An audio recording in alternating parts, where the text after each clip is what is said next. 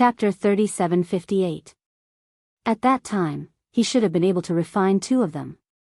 However, due to the poor quality of the 2 heart-devouring exquisite grass, he could only refine 1. That was really a scam. In order to ensure that the heart-devouring exquisite grass could grow as well as possible, apart from the crucial supply of spiritual energy and true energy, choosing suitable dry soil was also crucial. Lin Yi naturally did not dare to be negligent in this aspect. After preparing a few batches of different soil in the space of the jade pendant, Lin Yi immediately returned to the cave dwelling and transplanted all 85 spiritual medicine seeds. Then, according to what he had learned in the pill hall, he began to instill true energy into these spiritual medicine seeds. If it were other newcomers, with their strength at the great perfection of heaven's stage, in order to ensure the effect of true energy stimulation, even if they went all out, they could at most guarantee to instill true energy into 3 to 4 spiritual medicine seeds at the same time. However, Lin Yi was now an expert at the peak of the early stage of the foundation establishment realm. He only needed to instill a certain amount of true energy into each spiritual medicine seed. Not to mention 3 or 4, even dozens of spiritual medicine seeds would be more than enough. Moreover, with the replenishment of spiritual energy from the space of the jade pendant, the true energy in his body was endless, and he did not need to worry about the problem of overdrafting his true energy like others. The 85 spiritual medicine seeds only needed to be divided into 2 batches, and each batch was infused for an hour according to the set amount, and Lin Yi's task for the day would be considered completed. And after this, he only needed to continue this for 20 days to see the results. At that time, how many of these seeds could grow, especially the 2 heart-devouring exquisite grass seeds that Lin Yi was most concerned about, how they would grow in the end, and whether the space in the jade pendant would be able to nurture divine weapons like what he had expected, it all remained to be seen. According to Lin Yi's speculation, even if the effect of nurturing in the space of the jade pendant was not the best, it would definitely not be bad, at least not worse than the results of other newcomers. In the next 3 days, Lin Yi went to the Spirit Jade Hall to mine in the day and came back at night to instill true energy into the spiritual medicine seeds for a total of 2 hours. After that, he would cultivate as usual. And in fact, the process of instilling true energy was in itself a different way of cultivation, so to Lin Yi, this was no different from his usual rhythm, and he was rather leisurely. In comparison, the other rookies did not have it as easy. Although they did not have to take care of a total of 85 spiritual herb seeds like Lin Yi did, they did not have to do so. However, just dealing with 3 or 4 spiritual herb seeds a day was already difficult enough. Not only did he have to work tirelessly every day to inject vital qi into the seed, but he also had to find a way to recover his vital qi after he was done.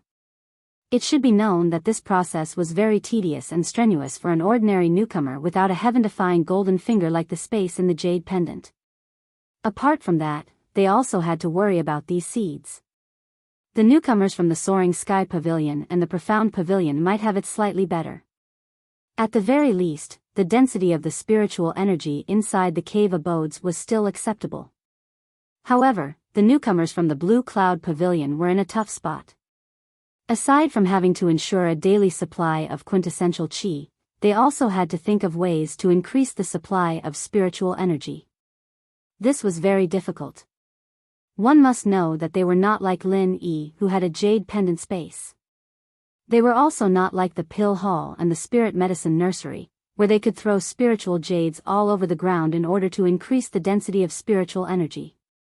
They only had a few spiritual jades on hand, and they were reluctant to use them for their own cultivation.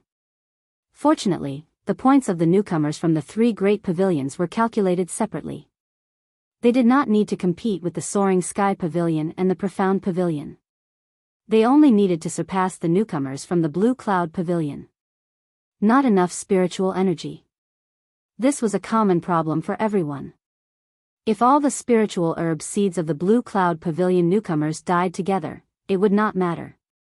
At most, no one would get any points.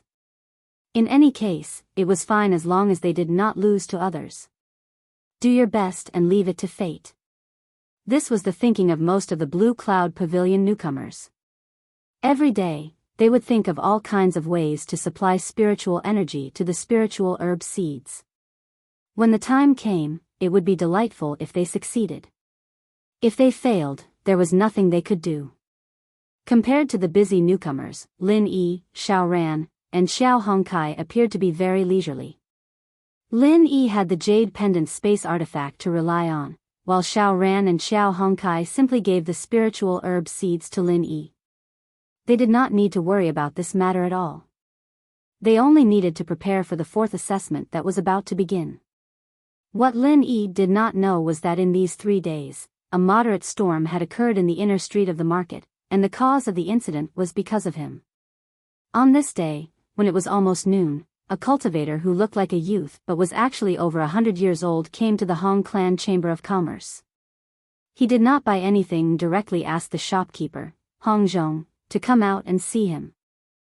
Although Hong Zhong was a shopkeeper of the Hong Clan Chamber of Commerce and had a high status, he was still a businessman after all. He paid attention to making money by being amiable. Hearing the other party's tone of calling him out in public, although he was a little displeased, he still politely invited him into the private room. "May I ask your name?" Hong Zhong saw that the other party was dressed luxuriously and had an extraordinary temperament, so he took the initiative to ask. Unexpectedly, the man raised his eyebrows and said with a sneer, "What? As a shopkeeper of a chamber of commerce, you don't even know me, and you still have the nerve to mingle in this North Island market? Didn't your master teach you that you should learn to pay respect to others when you want to do business?" Hong Zhong's heart shuddered, and he carefully looked at the other party a few times again. He couldn't help but think, is this guy a new big shot of the 3 pavilions? It's true that you need to pay respect to others when you want to do business, but with the power and influence of the Hong Clan Chamber of Commerce as the top chamber of commerce on the 5 Heaven Stage Islands, ordinary local tyrants would take the initiative to pay respect to them. In the entire North Island of the Heaven Stage Island, only a few people needed to be greeted by the Hong Clan Chamber of Commerce. However, Hong Zhong had been in this branch of the North Island for decades, and he had met those giants of the North Island more than once or twice. He had already paid respect to those who should have paid respect to him. Not only did he have a good relationship with those big shots in the Elders Club, but even a newly promoted strong man like Ram Jia, the hall master of the Law Enforcement Hall, also took the initiative to express his goodwill to him. There was no reason for him to miss out any big shot. Although the strength of the guy in front of him was not bad, he was far from the level of those big shots. At most, he could only show off in front of ordinary cultivators. Where did he get the courage to challenge the Hong Clan Chamber of Commerce? Could it be that he was a second-generation cultivator? Although he was suspicious in his heart, Hong Zhong was still polite on the surface.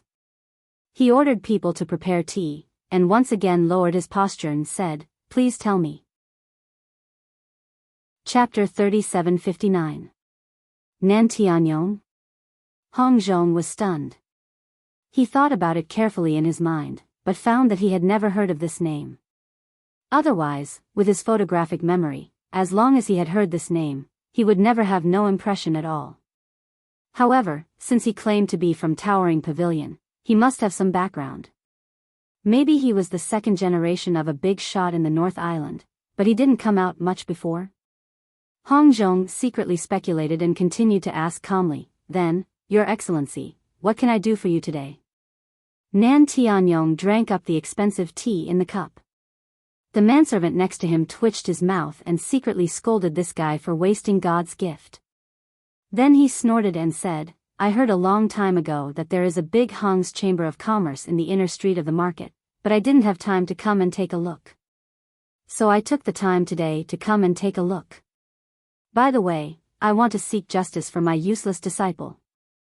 As he spoke, Nan Tianyong's powerful aura poured out unreservedly, causing all the tables and chairs in the private room to tremble. If it wasn't for the fact that there were servants around to protect them, some of the precious porcelain would have been shattered. "Seek justice? What's the name of your disciple? What's the problem with our Hong's Chamber of Commerce?" Hong Zhong's face suddenly became cold. As the manager of the branch of the Hong's Chamber of Commerce, although he said that harmony could make money, he was also a big shot.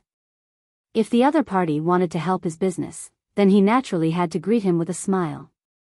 But since it was obvious that the other party was here to make trouble, there was no need to bow to anyone. In this small North Island, although the Hong's Chamber of Commerce had many good relationships and would not easily make enemies with others unless it was necessary, with their power and confidence, if they really met any enemies, there was no need to bow to anyone at all. If you dared to show your teeth to the Hong's Chamber of Commerce, you must have such good teeth first. And as far as Hong Zhong knew, there were definitely no more than 3 people in the North Island who had such good teeth. However, Nan Tianyong didn't care about Hong Zhong's expression at all.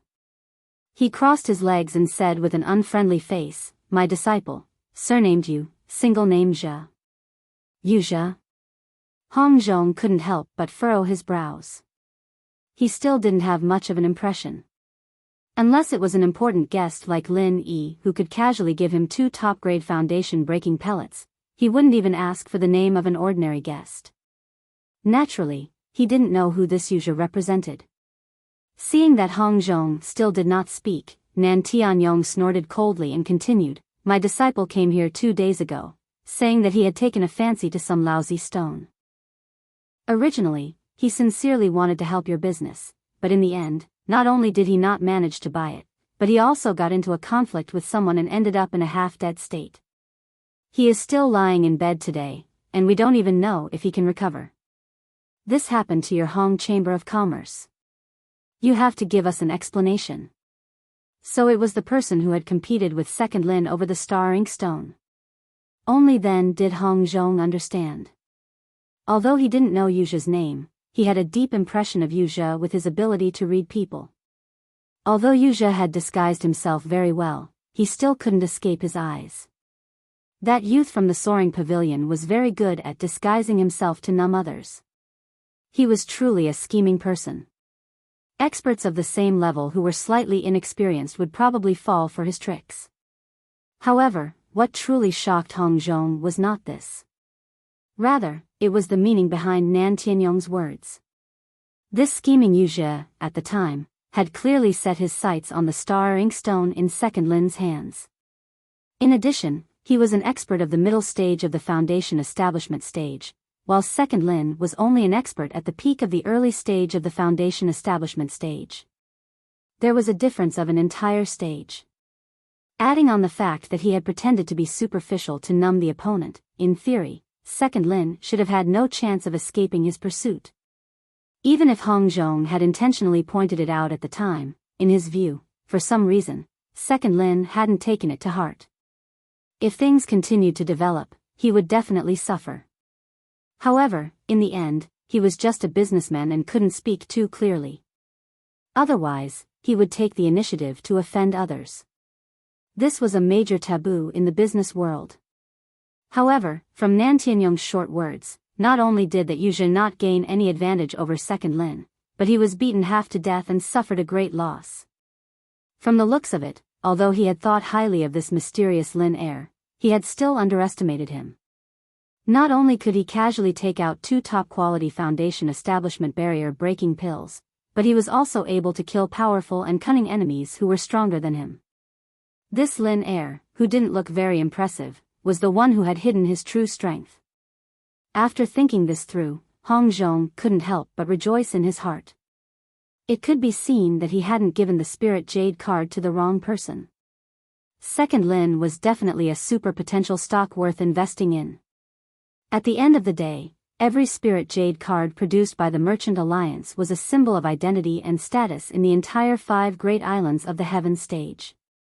Even if it was given to a manager of the Hong Merchant Alliance, there weren't many of them. There was no need to doubt their value. To Hong Zhong, every Spirit Jade card he gave out was an important investment. If some of them disappeared without a trace, then it would be a loss. If some of them became an important customer that could truly bring in huge profits, then it would be a profit. This standard was placed on Lin heir. Although he could casually take out 2 supreme-grade bottleneck-breaking pills, and in Hong Zhong's eyes, he was definitely an important customer. However, if he was casually killed by Yu Zhe after leaving the house, then to Hong Zhong, it would still be a very bad investment. After all, no matter how powerful a dead person was when they were alive, they couldn't bring him any profit after death. But now, it seemed that Second Lin was not an ordinary person. Now that he thought about it, it was a rare and wise decision to bet on him. Seeing that Hong Zhong was silent, Nan Tianyong couldn't help but say angrily, "You are the manager here. Come and tell me, what happened?" "What? You don't dare to speak? Or are you mute?" As he spoke, Nan Tianyong was about to go berserk. Hong Zhong then replied in a low voice, "I'm sorry, my shop is only open for business. The one who had a conflict with your disciple is not my shop, but someone else. So I don't think I need to give you any explanation." "What? It has nothing to do with you?" Nan Tianyong was so angry that he laughed instead. "Nothing to do with you? Then who does it have to do with? My disciple got into trouble because he came here to buy something, and it has nothing to do with you?" Chapter 3760. This guy is just a supervisory deacon of Soaring Sky Pavilion? When Hong Zhong heard this, he couldn't help but look at Nan Tianyong strangely again. This guy looks like a normal person. Why is he so stupid? A mere supervising deacon of the Soaring Sky Pavilion dares to bully the Hong Chamber of Commerce? Where does this guy get his confidence from? Where does his boldness come from? Should I say that this guy is really bold, or should I say that he is fearless because he doesn't know the meaning of the Hong Chamber of Commerce? Logically speaking, anyone with a bit of brain and knowledge should know what kind of existence the Hong Chamber of Commerce was. He shouldn't be so ignorant. The so-called supervisory deacon of Soaring Sky Pavilion was equivalent to a member of the law enforcement hall in Soaring Sky Pavilion. It was a special envoy sent by the law enforcement hall to the three great pavilions. But in fact, it had to accept the leadership of the three great pavilions and the law enforcement hall. To put it bluntly, it could supervise everything, but it had to follow the wishes of the higher-ups on both sides. It was fine to scare ordinary disciples, but in fact, if a disciple made a small mistake, it was still up to the three great pavilions to make a decision. Unless it was a big mistake, the law enforcement hall would directly intervene, and it had nothing to do with the supervisory deacon. Therefore, the supervisory deacon had a lot of power. This identity was not even worth a fart in front of the Hong Chamber of Commerce. Even the pavilion master of the Soaring Sky Pavilion, Shangguan Tianhua, had to look up to the Hong Chamber of Commerce. How could a mere supervisory deacon dare to come to the Hong Chamber of Commerce and spout nonsense? Did this guy take the wrong medicine? Or did he forget to take his medicine when he went out today? What they didn't know was that Nan Tianyong had always been arrogant. He had been working in the back mountain hall, and apart from his disciple, Yuzhe, he had little contact with the outside world. In recent years, he had been in closed-door training in order to break through.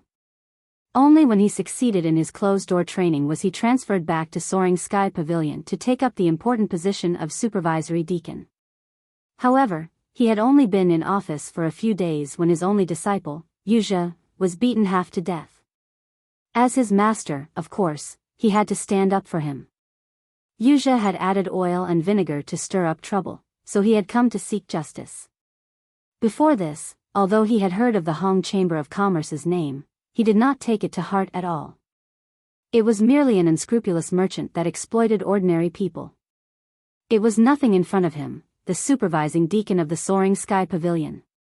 He has a backer? Damn it. Who doesn't have a backer? How could an ordinary disciple of the law enforcement hall be sent to the Soaring Sky Pavilion without a backer? Furthermore, the three Nan Tianyong brothers could be considered to have deep roots in the Heaven Stage North Island, so they were usually somewhat unscrupulous in their actions. Thus, the scene before them appeared. The dignified Hong Chamber of Commerce was actually stopped by a mere supervisory deacon.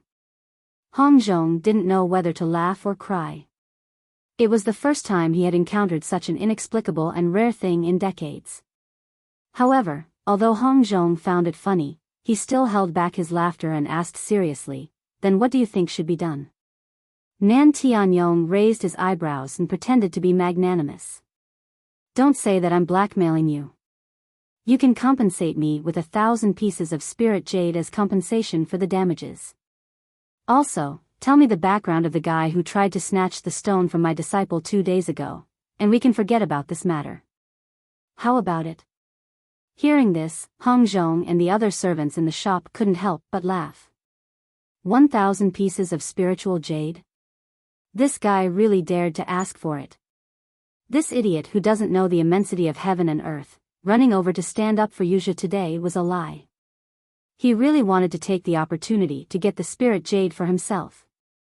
I'm sorry, I can't comply with either of your 2 requests. Seeing that Nan Tianyong seemed to show signs of anger, Hong Zhong finally replied. Even if he was a businessman who paid attention to harmony and wealth, and would never make enemies with others unless it was absolutely necessary, he still had his principles and limits. Obviously, he would not give him 1,000 pieces of spiritual jade. Otherwise, if this kind of precedent was set, the Hong Chamber of Commerce would no longer need to do business in the future and wait to send spirit jade to others every day. As for revealing the identity of Lin Air, not to mention that he didn't know. Even if he did know, he would never reveal a word from his mouth. After all, the more important a customer was, the more they would pay attention to personal privacy. Privacy was the lifeline of their profession. If they broke the rules, it would ruin the reputation of the Hong Chamber of Commerce, and the consequences would be much more serious than being blackmailed for 1,000 pieces of spiritual jade. You can't even cooperate with one? Nan Tianyong obviously didn't expect to get such an answer. He suddenly felt embarrassed and said fiercely, "Do you know who you are talking to? Do you really think that you can bully your customers and no one can deal with you? Let me tell you, if you really make me angry, your shop will have to close tomorrow." "Alright, then try it. I'll wait for the day you make the Hong Chamber of Commerce close." At this point, even with Hong Zhong's self-restraint, he no longer planned to be polite and directly responded coldly. A mere supervising deacon of the Soaring Sky Pavilion actually dared to speak rudely and say that the Hong Chamber of Commerce would close. This guy was really a fucking idiot. Open the door for an idiot. Oh, you're so arrogant. To put it nicely, you're a shopkeeper, but to put it bluntly, you're just a servant doing business. How dare you bare your teeth in front of me? I'm giving you face, but you don't want it. Nan Tianyong was instantly enraged and directly smashed the table beside him into powder. However, before he could react, 4 figures flashed out from nowhere at a speed that was hard to see with the naked eye. In the blink of an eye, they had surrounded him. Nan Tianyong's expression changed abruptly. The aura of these 4 experts was actually above his. Nan Tianyong had been in seclusion for the past few years, and his strength had improved by leaps and bounds. He believed that he was definitely not an ordinary person. Otherwise, he wouldn't have been able to successfully sit in such an important position as the supervising deacon of the Soaring Sky Pavilion. Nan Tianyong's current strength was enough to easily crush most of the inner sect disciples of the 3 pavilions. Otherwise, people like Yuzha wouldn't have paid any attention to him, an in-name master. Unless it was the elders of the 3 pavilions or important figures like Ram Jia of the Law Enforcement Hall, he really didn't need to care about other ordinary cultivators. Otherwise, if he didn't even have this bit of confidence, how would he dare to challenge the Hong Chamber of Commerce alone? Even if he had been in seclusion in the mountains in recent years, and even if he was ignorant and inexperienced, he at least had some common sense. None of the merchants that could enter the inner street were ordinary businessmen. However, it was only at this moment that Nan Tianyong finally realized that he had really kicked an iron plate this time. Chapter 3761. One had to know that for experts of this level, the annual cost of providing for them was already a large sum of spiritual jades. In addition, there were other generous treatments. Ignoring everything else, the annual cost of the 4 people in front of him was already an astronomical figure. It was not something an ordinary chamber of commerce could afford. No wonder so many people said that the Hong Chamber of Commerce was unfathomable. Even his own disciple, Yuzha, deliberately reminded him not to act rashly after arriving at the Hong Chamber of Commerce and to be polite. It was already a success to be able to find out the identity of that person that day. No matter what, he should not have any conflict with the Hong Chamber of Commerce. When Yuzhe said those words, Nan Tianyong only thought that his disciple was too timid to cause trouble, so he did not take it to heart. He only wanted to take advantage of this opportunity to extort a large sum of money. However, now that he thought about it, he was simply courting death. Being surrounded by 4 experts who were more powerful than him, and all of them looked unfriendly and murderous, Nan Tianyong instantly broke out in a cold sweat. If they were to really fight, he wouldn't even have the chance to make a move, let alone escape. The 4 of them only needed to move a finger, and it would be pure wishful thinking for him to leave a whole corpse. However, although he knew that the situation was not right, Nan Tianyong had always been arrogant.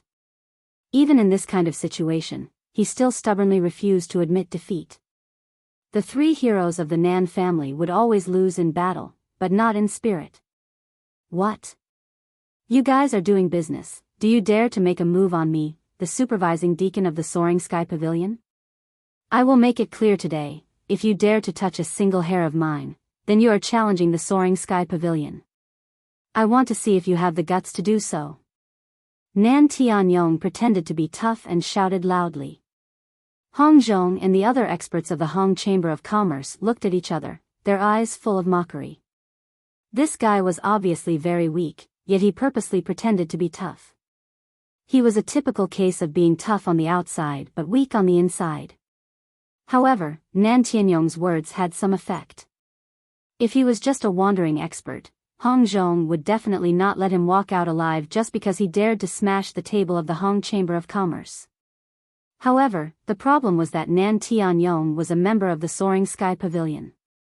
More importantly, he was a supervising deacon of the Soaring Sky Pavilion. As the saying goes, before beating a dog, one must look at its master. Hong Zhong had enough reason to kill him on the spot. However, although the Hong Chamber of Commerce had never been afraid of trouble, they would not recklessly cause trouble out of consideration for their own interests. As the leader of the 3 great pavilions on the North Island, Soaring Sky Pavilion was not only powerful but also had a strong background. It was linked to the interests of many strongmen in Zhongdao. It could be said to be a real behemoth. If he killed Nan Tianyong here today, although Hong Zhong would be able to vent his anger, it would also be equivalent to slapping the Soaring Sky Pavilion's face in public. After all, this guy was the supervising deacon of the Soaring Sky Pavilion, not an ordinary inner disciple with no symbolic status. An ordinary inner sect disciple, even if he was from the Soaring Sky Pavilion, would not be able to escape. As long as this disciple did not have a strong background, then it could be said that it was a personal grudge. If he was killed, then so be it. The Rising Sky Pavilion would not go so far as to fall out with the equally powerful Hong Chamber of Commerce over such a small matter. However, if they killed a supervising deacon of the Soaring Sky Pavilion in public, then it would be a serious matter. In the words commonly used in the secular world, this would be a serious and nasty diplomatic incident, even if it was just for the sake of face. The higher-ups of the Soaring Sky Pavilion would definitely not turn a blind eye to it, and they would have to come forward and fight the Hong Chamber of Commerce to the death. At that time, the person who made the decision today might become the sacrifice of the mutual compromise between the higher-ups of the 2 forces. For Hong Zhong, who had always been good at judging the situation, it was impossible for him not to have predicted this. Therefore, even if it was just for self-protection, Hong Zhong, who was experienced and prudent, would not make such an extreme move. He immediately instructed the 4 guest chamberlains in a deep voice, "This fellow came to provoke the Hong Chamber of Commerce and cause trouble. I'll have to trouble the 4 of you to throw him out so that he won't be able to cause a ruckus here. It will affect our business." The 4 foreign chamberlains nodded immediately. Although it was much more difficult to capture each other alive than to kill each other, they not only had an absolute advantage in terms of strength, but they also had an absolute advantage in terms of numbers. If they wanted to throw Nan Tianyong out, it was just a small matter of a thought.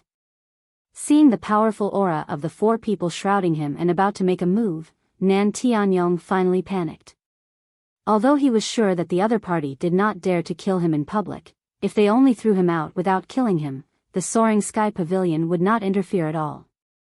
After all, this would only make Nan Tianyong lose face, not the face of the soaring sky pavilion. Being suppressed by the aura of the 4 guest experts, Nan Tianyong hurriedly admitted defeat. Don't be in a hurry to make a move. How about this? I will take a step back. I don't need you to pay 1,000 pieces of spiritual jades, as long as you tell me the identity of the person who injured my disciple. This should be reasonable, and you will not suffer a loss. Hearing this, everyone present sneered. This person was really cheap. He finally knew to admit defeat at the last moment.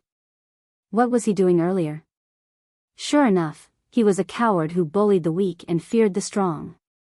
Hong Zhong laughed and looked around at the other customers who had been attracted by the commotion caused by Nan Tianyong.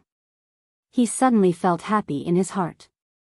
This idiot had created a good opportunity for him to advertise and build the image of the Hong Chamber of Commerce. Hong Zhong immediately said solemnly, "In our Hong Chamber of Commerce, the privacy of any guest is our lifeline. It is absolutely impossible to leak it to any other unrelated people. Therefore, this request of yours, in this old man's opinion, is extremely unreasonable. For guests, you can make your move." The 4 guest experts immediately nodded and made their move. Facing the 4 of them working together, Nan Tianyong did not even have the chance to make a sound. He was directly wrapped up by 4 layers of incomparably powerful true energy, unable to move. At the same time, the manservant on the side had already opened the window on the 2nd floor. Nan Tianyong did not even have the chance to struggle and was directly thrown out of the window like garbage. Bang! The people below suddenly exclaimed and hurriedly gave way to an empty space, allowing Nan Tianyong to fiercely fall to the ground. The fall made him dizzy and dizzy. After being in a daze for a long time, Nan Tianyong dizzily struggled to get up from the ground. He stretched out his hand and touched his head. It was actually full of blood. His head was simply broken and bleeding, making him look like a mess. Chapter 3762. According to common sense, being thrown down from the 2nd floor, even an ordinary person wouldn't end up in such a miserable state, let alone a powerful cultivator like him. But the problem was, what really threw him down was not the height of the 2nd floor, but the powerful Jin Qi that the 4 experts had deliberately wrapped around him. Even if they did not kill him, just the impact alone was enough to make him suffer. If it was his disciple, Yu Zhe, a middle-stage foundation establishment expert, then it wouldn't be as simple as falling down. He would probably die on the spot with blood flowing out of his orifices. Under the curious and gloating gazes of the passers-by, Nan Tianyong couldn't help but be flustered and exasperated. Although he didn't dare to go up to the door, he pointed at the 2nd floor window and was about to curse. But before he could curse, the 4 powerful auras from upstairs locked onto him. Their killing intent was faintly discernible. If he showed the slightest bit of disrespect at this time, it seemed that these 4 guest experts would kill him at any time. Although businessmen paid attention to harmony and wealth, and Nan Tianyong was very certain that Hong Zhong wouldn't kill him today, these 4 guest experts were different. Hong Zhong was a businessman, but the 4 of them weren't. They were only guests responsible for peaceful times, and the Hong Chamber of Commerce didn't have much of a restriction on them. What's more, all experts had their own pride. If a clown like Nan Tianyong repeatedly challenged their bottom line, killing him would be like killing a chicken. This was the recognized privilege of experts in the cultivation world. Even if Soaring Sky Pavilion pursued this matter, it would be useless. Facing the cold killing intent of these 4 guest experts, Nan Tianyong immediately swallowed back the vulgarities at the corner of his mouth. He was reckless, but he wasn't stupid. If he was really stupid, even if he had a powerful background, he wouldn't be able to reach this point. Hong Zhong stood at the window and saw Nan Tianyong's sullen expression. He said lightly, "Take care, I won't send you off." Although his voice wasn't loud, it was like a heavy hammer. Every word struck the chest of everyone present. Especially Nan Tianyong, who bore the brunt of it. He almost spat out a mouthful of blood. His expression was extremely ugly. However, while his expression was unsightly, Nan Tianyong was extremely shocked in his heart. This was because Hong Zhong had always been amiable. He had always thought that this old man was just a lackey of the Hong Chamber of Commerce. He didn't expect that he was an existence even more terrifying than the 4 foreign chamberlains. Just based on the strength that Hong Zhong had revealed at this moment, killing him would be as easy as crushing an ant. To think that he had recklessly provoked Hong Zhong earlier. Now that he thought about it, he broke out in cold sweat. Just now, it was as if the god of longevity wanted to hang himself. Was he tired of living? In the face of such a disparity, even if Nan Tianyong was used to being rude and overbearing, he could only bow his head and admit defeat for the time being. He covered his face and fled, causing the passers-by around him to burst into laughter. Some of them knew Hong Zhong. They all gave him a thumbs up and cheered. Hong Zhong looked at this scene and smiled slightly. He politely cupped his hands towards the people downstairs to express his gratitude. However, a few guests who were familiar with Hong Zhong found an opportunity to remind him, "Shopkeeper Hong, although this Nan Tianhai is an idiot, he has 2 other brothers who are far more powerful than him. They are also rude and unreasonable, and they have a good reputation on the North Island. Of course, their reputations are not good. You have to be careful in the future. Thank you for the reminder." Hong Zhong nodded and replied. He stroked his long beard and chuckled. "If they dare to come, just bring it on. Our Hong Chamber of Commerce is doing business. But sometimes we have to find an opportunity to show off our muscles. At least we have to intimidate some people with ulterior motives. Otherwise, if anyone dares to bare their teeth at us, it will be troublesome in the future. But there will be no end to it." Behind him was the Hong Chamber of Commerce, which was one of the top chambers of commerce in the entire 5 Heaven Stage Islands. The so-called 3 heroes of the Nan family were just local tyrants on the North Island. Not to mention the Hong Chamber of Commerce, even a newly promoted expert like Ram Jia of the Law Enforcement Hall could crush them to death with one hand. There was no need to take them seriously. If Nan Tianyong really didn't know what was good for him and went back to find his 2 brothers to stand up for him, Hong Zhong wouldn't mind suppressing the 3 heroes of the Nan family. After all, they could only do it once. He had tolerated them this time. If they came to pick a fight again, even if he killed them on the spot, the Rising Sky Pavilion wouldn't say anything. However, although Hong Zhong wasn't worried about his Hong Chamber of Commerce, he couldn't help but worry about Lin Er, whom he had just met once. Now that Nan Tianhai had suffered a setback, it was obvious that he wouldn't come to the Hong Chamber of Commerce to pick a fight in a short time. So the biggest way to vent his anger was Lin Er. Once they dug out Lin Er's identity, the consequences could be imagined. In front of the Hong Chamber of Commerce, the 3 heroes of the Nan family were just ants that could be easily crushed. However, for an expert at the peak of the early stage of the Foundation establishment realm like Lin Er, he was a big shot. If someone really came to his door, there was nothing he could do. Hopefully, this Lin Er hid well enough that he wouldn't be found so easily. Otherwise, the Spirit Jade card that he had just given out would be for naught. To others, the storm caused by the Hong Chamber of Commerce was just a joke. But to this so-called Lin Er, it was a huge problem, and even a matter of life and death. However, as the person involved, Lin Yi, didn't know anything about this. At present, he was just an ordinary newcomer to the Blue Cloud Pavilion. He didn't know this so-called Lin Er, nor did he have any interaction with him. However, if Lin Yi said that he was just an ordinary newcomer, then all the other newcomers from the 3 great pavilions would be too ashamed to show their faces.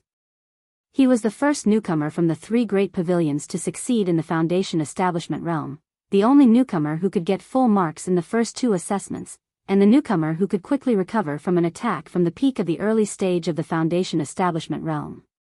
If this could be said to be ordinary, then the others didn't need to live anymore. Of course, if the other newcomers, who were already exhausted from cultivating 3 or 4 spirit herb seeds every day, knew that Lin Yi could easily cultivate 85 spirit herb seeds at the same time, then they would probably all commit suicide together. Chapter 3763. However, for the rookies, the real challenge had only just begun.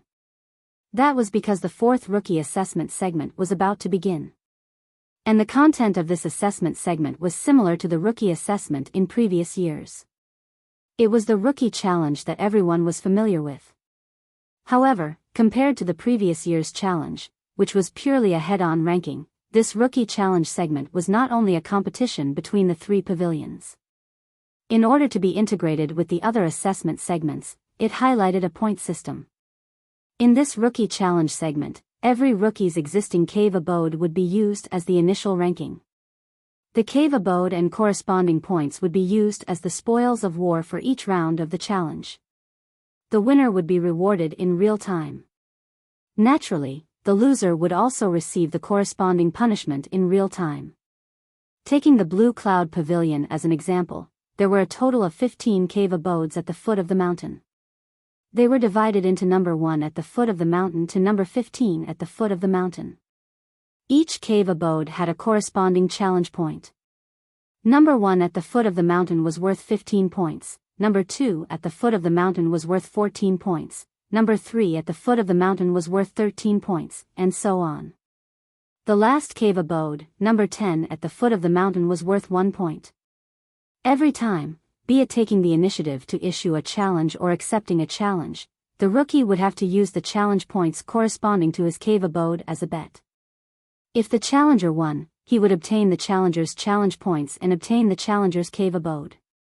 If he lost, he would lose his challenge points and the cave abode would remain unchanged. Of course, only the cave abode with a lower ranking had the right to take the initiative to challenge a cave abode with a higher ranking. Furthermore, the other party could not refuse the challenge. If it was a cave abode with a higher ranking, one could not take the initiative to challenge a cave abode with a lower ranking. For example, Lin Yi was in number 14 cave abode at the foot of the mountain. So, he could only challenge the rookies in the first 13 caves, but he could not take the initiative to challenge Meng Tong, who lived in number 15 cave abode at the foot of the mountain. And if he took the initiative to issue a challenge to the rookies in the first 13 caves, for example, Li Jingming in number 2 cave abode at the foot of the mountain, then, in the challenge between the two, the challenge points that Lin Yi needed to take out would be the 2 points corresponding to his cave abode at the foot of the mountain. As for Li Jingming, due to his cave abode ranking being higher than Lin Yi, he could not refuse. Therefore, not only could he not refuse, but he also had to take out the 14 challenge points corresponding to the second cave abode at the foot of the mountain. If Lin Yi won, then he would get 14 challenge points from his opponent, and he would also get his opponent's second cave house at the foot of the mountain. On the other hand, not only would Li Jingming lose 14 challenge points, he would also have to live in the 14th cave house at the foot of the mountain until the next time he challenged someone. On the contrary, if Li Jingming wins, then he will get 2 challenge points from the opponent, and continue to live in the second cave under the mountain without changing, while Lin Yi will have 2 challenge points deducted, and continue to struggle in the 14th cave under the mountain. Apart from that, the most important thing was, in the fourth segment, every rookie's challenge points were given according to the different cave abodes. Every rookie would be given corresponding challenge points in the first round of the challenge competition. The rest of the points used were from the previous assessment segment. In other words, Lin Yi's initial points before the start of the challenge would be the 2 points corresponding to the 14th cave abode at the foot of the mountain, in addition to the 105 points he had obtained in the previous 2 rounds of assessment. Added together, it would be 107 points. Whether his points would increase or decrease would depend entirely on his performance in the upcoming Challenge League. However, not every rookie was as rich as Lin Yi. It had to be known that most of the rookie in the Blue Cloud Pavilion only had a total of 10 to 20 points in the previous 2 rounds. Even the initial points given in the challenge competition segment did not exceed 30 points. Using these points as the gambling capital. If they were not strong enough, or if they did not choose the right opponent, they might lose all these points after a few rounds of the challenge competition. In this way, no matter how low the ranking of the cave abode they were in, they would lose the right to take the initiative to challenge. And if someone came to challenge them, If they still lost, then the other party could normally obtain challenge points and cave abodes, but their points could only be deducted to negative points. Any rookie, once they were reduced to such a point, would basically say goodbye to the 3 great pavilions. This was because this was simply a stain that could not be erased.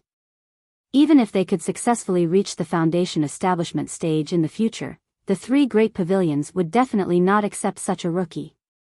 After all, it was embarrassing to say it out loud. Apart from that, the challenge competition segment was the same as the elixir trial segment. It was a protracted battle that would last for a full 2 months. On every day ending with 3, 6, or 9, every rookie had a chance to issue a challenge and accept a challenge. And if more than one person issued a challenge to the same person, the person who issued the challenge first would obtain the right to challenge, and the challenged party would not be able to refuse. As for the other challengers, their challenge would be deemed invalid, and they could challenge other people. In this way, in the next 2 months, there would be a total of 18 rounds of challenge competition. Although not everyone would participate in every round of the challenge, the assessment points were not only directly related to the final reward for the rookies, but more importantly, it directly affected the evaluation of them by the 3 pavilions. It was related to their future, so it was not an exaggeration to say that the assessment points were their lifeblood. In such an environment, as long as there was a chance to obtain points, no rookie would easily let it go. And the challenge competition segment was the best way to make the competition as intense as possible. Unless they had completely given up hope, the rookies who were lagging behind would definitely not let go of any opportunity to challenge. When that time came, the difficulty of the challenge competition could be imagined. Don't forget, this was not just 1 or 2 rounds. It would last for a full 2 months. Furthermore, other than the challenge competition, they also had to nurture the elixir seeds. Otherwise, even if they did well in the challenge competition, their points would ultimately be dragged down by the withered elixir seeds. When that happened, their points would be deducted instead, and all their hard work would be for naught. Therefore, between the challenge competition and the elixir seeds, everyone had to make a balance. The difference was just more inclined towards the challenge competition, or more inclined towards the elixir seeds. After all, they were not Lin Yi. Everyone had a limited amount of vital energy. Once it was used up, they would need to spend a long time to recover. Chapter 3764. How to maximize the benefits was definitely a skill that required careful consideration. If not, no matter how strong one was, it would be useless. There would be no benefits, and it would be impossible for one to have the last laugh. However, while the other rookies needed to ponder over this problem, Lin Yi and his lackeys did not have such worries. To them, the spirit herb seeds had been entrusted to Lin Yi, so the following mission was to do their best to deal with the challenge. They could go all out without any qualms. This was much better than the other rookies. After Hu Yunfeng explained the rules in detail, she allowed the rookies from the 3 pavilions to go back and prepare. As today was the 19th, it happened to be the day of the challenge. Therefore, the first round of the challenge would officially begin in the afternoon. There was not much time left for the rookies to prepare. After Hu Yunfeng finished her announcement, the rookies did not disperse. They gathered in groups of 2s and 3s to discuss countermeasures. After all, 3 was better than 1. If they were to go back alone and work behind closed doors, they might end up digging their own graves. And in such a group discussion, even if they were unable to confide in each other due to their competitive relationship, they would still be able to gain something. At the very least, they would not be left alone. The rules of this challenge are a little strange. I can't understand it. Xiao Hongkai scratched her head in confusion as she said to senior brother Bitter and Lin Yi. At the side, Xiao Ran nodded in agreement. Indeed, a little. Normally speaking, this kind of challenge is simple and direct. You just do your best to challenge as high a position as you can, and it won't be like this, where there are all sorts of restrictions that prevent people from going all out. Indeed, for the few of them, they did not need to worry about the matter of nurturing the spirit herb seeds like others. They already had a lot of worries, but even if it was just to deal with the challenge, there were still many tricks to the rules. It was not as simple and crude as in the past. For example, the challenge was 2 months long. Even if they did not have to worry about the supply of chi to the spirit herb seeds, they still had to allocate the points reasonably. If they were to overexert themselves at the beginning, it would be useless even if they temporarily obtained points. They would still lose due to a lack of strength later on. They might even lose more. Another example was that according to the challenge's rules, it was not that the higher the cave abode ranking, the better it was. It was true that obtaining a better cave abode could aid cultivation, and even nurturing the spirit herb seeds could benefit from it.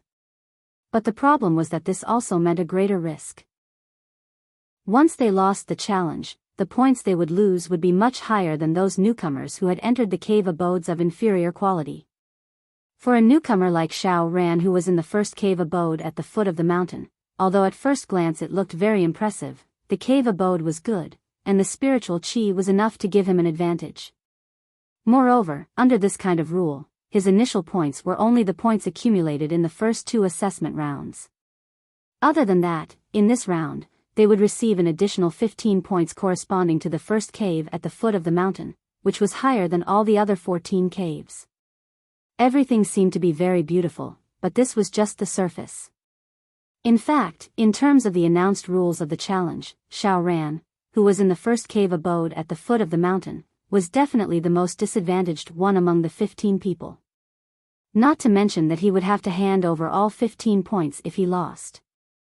The most crucial and fatal point was that, according to the rule that only those with a lower rank could challenge those with a higher rank, he had no right to challenge anyone. Although the first cave abode at the foot of the mountain and the 15 challenge points were definitely the most important rewards in this round of the challenge, and there would definitely be newcomers who could not help but challenge him, the crux of the problem was that whether or not to issue a challenge and when to issue a challenge, these were all decided by these competitors. If the others had figured out this rule and recognized the potential disadvantage represented by the first cave abode at the foot of the mountain, and arranged for it to be the final round 2 months later, then, Xiao Ran would really cry himself to death. If there were no newcomers who took the initiative to challenge him in the first and middle stages, no matter how hard he worked, no matter how outstanding his strength was, it would all be in vain. He could only obediently stay in the first cave abode at the foot of the mountain, unable to do anything. On the other hand, Meng Tong, who was in the last cave abode at the foot of the mountain, might have the worst cave abode, but in fact, he had a huge advantage. He could take the initiative to challenge any newcomer in the Blue Cloud Pavilion, and at the same time, he could follow his own wishes and rhythm to maximize the points he earned in this round. To give a simple example, if he had absolute confidence in his own strength, then in the following 18 rounds, he could completely bide his time in the first 4 rounds. That way, no one could challenge him, and he would be in an absolutely safe position. And in the following 14 rounds, starting from the 14th cave abode at the foot of the mountain, he would challenge one person in each round, all the way until the final round, where he would challenge the first cave abode at the foot of the mountain. As such, if he could win all of them, then he would be able to obtain a stable number of points in each round, and it would only increase in the later rounds. Challenging the 14th cave abode at the foot of the mountain would give him 2 challenge points. The 13th cave abode at the foot of the mountain would give him 3 challenge points, all the way until the 15th cave abode at the foot of the mountain would give him a total of 119 challenge points. This was the challenge round. Putting aside the fact that other people would take the initiative to challenge him and give him points, in theory, the maximum number of points one could obtain would be much higher than the 3 assessment rounds that had already been completed or were in progress. It should not be forgotten that even Lin Yi, who had obtained full marks in the previous 2 rounds, only had a total of 105 points. He was still quite a distance away from the theoretical full marks for this round of the challenge round. And if other newcomers took the initiative to challenge him and give him points during this process, then the final number of points he could obtain would be even higher. Of course, this full marks was only in theory. After all, the difference in strength between newcomers was not too big, unless it was an expert at the peak of the early stage of the foundation establishment realm like Lin Yi, who had deliberately hidden his strength. It was extremely difficult for other newcomers in the Blue Cloud Pavilion to win all their matches.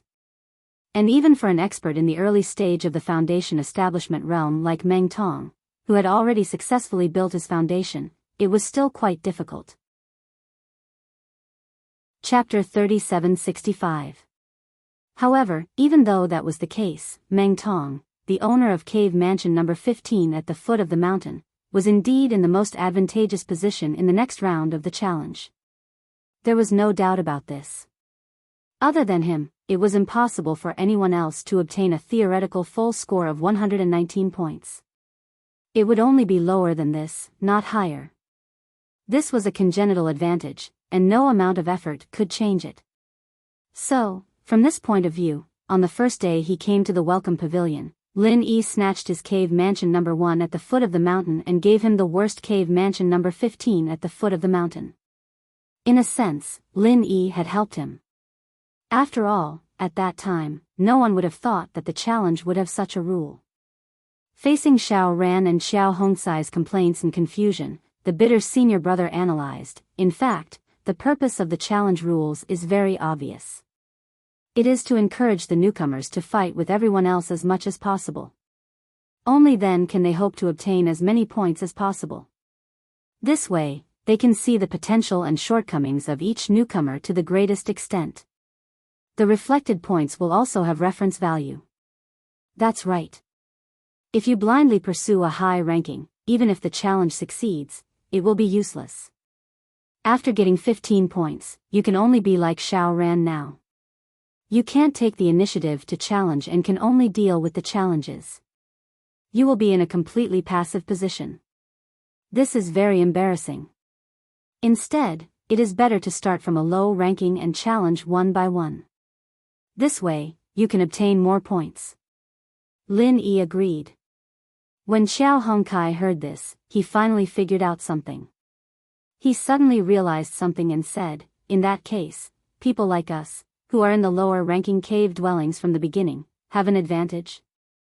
He was in Cave Mansion number 13 at the foot of the mountain. Except for Lin Yi in Cave Mansion number 14 and Meng Tong in Cave Mansion number 15, his position was indeed more advantageous than other Blue Cloud Pavilion newcomers. That's right.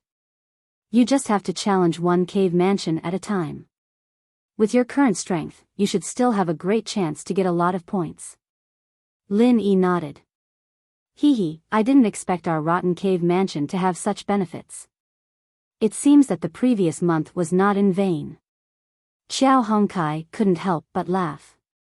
To newcomers who lacked cultivation resources like spirit jades, it was not easy to deal with them.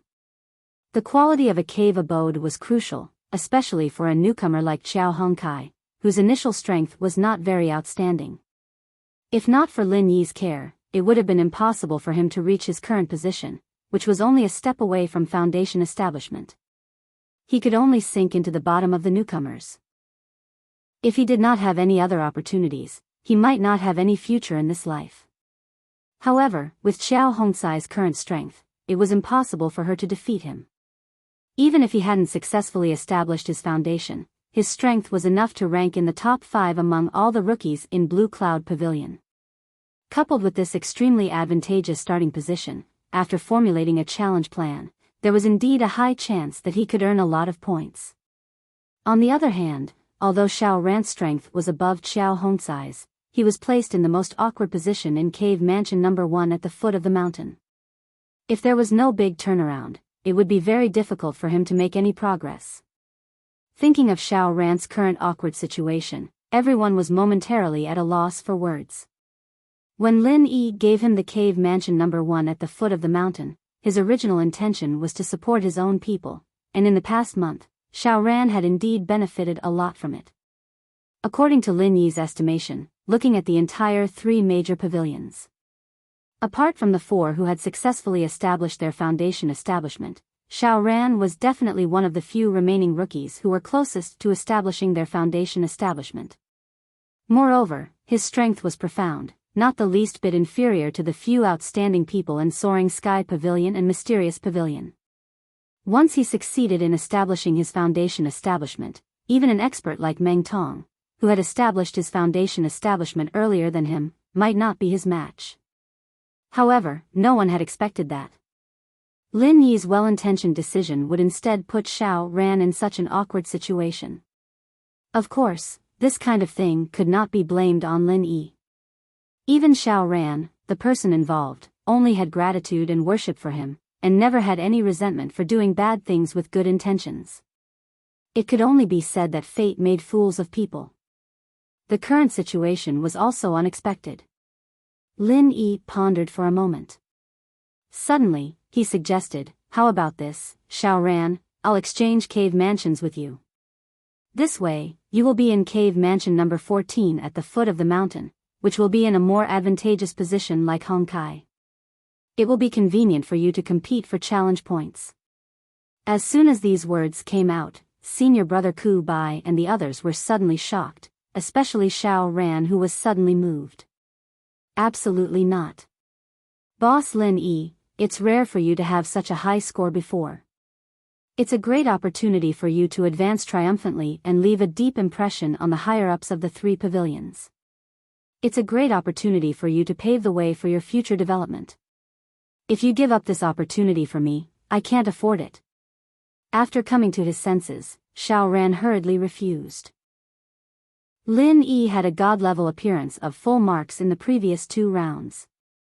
If he could maintain this rhythm, then not only in Blue Cloud Pavilion, but also in Soaring Sky Pavilion and Mysterious Pavilion, he would definitely be worthy of being the number 1 newcomer. In the future, if he entered Blue Cloud Pavilion with such qualifications, he would definitely be recognized by the higher-ups and elders. In the future, it would not be a problem for him to soar into the sky. However, if he exchanged cave abodes with Xiao Ran now and took the initiative to jump into the pit of cave abode number 1 at the foot of the mountain, it would be very difficult for him to perform in the following rounds of the challenge. If no other newcomers came to challenge him, it would be useless no matter how strong he was. He could only watch helplessly as his competitor, Meng Tong, plunder points wantonly, and he would be powerless to do anything about it. It should not be forgotten that although Lin Yi had accumulated a lot of advantages in the previous 2 rounds, Meng Tong had the help of Meng Juoguang and the others after all. His performance was not bad either, and he was only 33 points behind Lin Yi. In this round of the challenge, the theoretical full marks were 119 points. Once Lin Yi fell into the pit of cave abode number 1 at the foot of the mountain and was unable to extricate himself, he would almost certainly be overtaken by Meng Tong, and there would even be a big gap because of this. In this way, the full marks he had obtained in the previous 2 segments would all be for naught. After all, the higher-ups and elders only looked at the final points, and would not carefully analyze the performance of each round. At that time, the first place in Blue Cloud Pavilion was very likely to be Meng Tong, and Lin Yi could only settle for second place at most. If that happened, he, Xiao Ran, would become a sinner for all eternity. Therefore, although he was very touched by Lin Yi's suggestion, he would never agree to it. Chapter 3766. Speaking of which, Xiao Ran was the same as Lin Yi. They were both rookies who were very close to him. Lin Yi took the initiative to propose to exchange caves with Xiao Ran. For him, as a senior brother, it was not appropriate to say such a thing. After all, it was likely to disappoint Xiao Ran. However, he had to say it because there was no first place in literature and no second place in martial arts. The higher-ups of the 3 pavilions would only pay attention to the number 1 rookies. Other than that, it did not matter how many second or third places one obtained. If Meng Tong won first place in this newcomer assessment under such a good situation, it would be a painful loss. For their small group, it would be a great loss. For Xiao Ran alone, sacrificing the first place that Lin Yi had almost obtained was obviously not worth the loss. Forced to say so by his senior brother, Xiao Ran did not complain. Instead, he nodded and said, "That's right. Boss Lin Yi, as our pillar of support, you must put the overall situation first. You must not destroy your own great wall for me. Otherwise, I will not be able to live in peace for the rest of my life." Among them, the only one who did not speak was Xiao Hongkai. After all, Xiao Ran was also his brother. If Lin Yi did this for Xiao Ran, he could not say much. However, from his expression at the moment, he did not agree with Lin Yi's actions. It was good for the boss to be loyal, but if he was too loyal, he would take the initiative to fall into the trap and benefit a trash like Meng Tong. Just thinking about that scene made him extremely unhappy. Unexpectedly, Lin Yi smiled and said, "You guys are wrong. In fact, even if I exchange caves with Xiao Ran, Meng Tong has no possibility of surpassing me. Believe me, it is absolutely impossible." Huh? Xiao Ran and the senior brother couldn't help but look at each other. However, although the few of them were puzzled, it was indeed as Lin Yi had said. Even if he were to change to the number 1 cave abode at the foot of the mountain, it was still impossible for Meng Tong to surpass him. At least, it was absolutely impossible in the first 4 rounds of assessment. First of all, Lin Yi had accumulated 105 points in the previous 2 rounds. In addition to the 15 points corresponding to cave abode number 1 at the foot of the mountain, it meant that even if no newcomers challenged him in this round, he could at least maintain a high score of 120 points. With his hidden peak early-stage foundation establishment strength, including Meng Tong who was an early-stage foundation establishment expert, any Clear Cloud Pavilion newcomer would be crushed by him. In other words, no matter who took the initiative to challenge him, they would only give him free points, and his points would only increase, not decrease. On the other hand, Meng Tong had 72 points in the previous 2 rounds. Adding the corresponding point for Cave Abode No. 15 at the foot of the mountain, his initial points for the challenge round were 73 points. And even if he followed the rule of maximizing points, all the way from Cave Abode number 14 at the foot of the mountain to Cave Abode number 2 at the foot of the mountain, and maintained a complete victory, he could only get 104 points at most. Adding the initial points, he had 177 points. If he wisely chose not to challenge Lin Yi, then after the challenge round, he could still lead Lin Yi by 57 points, which was a considerable difference. On the other hand, if he were to challenge Lin Yi on a whim, then not only would he lose 14 points, but he'd also gain 14 points for Lin Yi. He'd only be ahead by 29 points at the end of the day. With Meng Tong's hatred for Lin Yi, and all the previous clamors, he would never let go of this rare opportunity. Otherwise, with so many newcomers watching, as the so-called boss of the newcomers, he would have no place to put his face. In addition, with the information provided by Li Jingming, when the time came, Meng Jueguang and the others might not stop him, because they also wanted to know how strong Lin Yi was. Meng Tong, who was the strongest among the newcomers of the Blue Cloud Pavilion, was the best candidate to test Lin Yi. A difference of 29 points, this difference could not be said to be big for Lin Yi. Don't forget that he had chosen all 40 spiritual herb seeds in the trial round. With the innate advantage of the space in the jade pendant, even if he disregarded the seed of the heart-devouring exquisite grass that he had to keep, among the remaining 39 spiritual herb seeds, it would not be a problem to cultivate 35 of them. When the time came, even if he deducted the 40 points he had to pay for the 40 spiritual herb seeds, he could still guarantee a net profit of 65 points. This was just a pessimistic estimate, but it was already far enough to surpass the difference of 29 points. In fact, even if Meng Tong tactfully chose to admit defeat and did not directly challenge Lin Yi, his final points from the first 4 rounds of the assessment would still not be as high as Lin Yi's.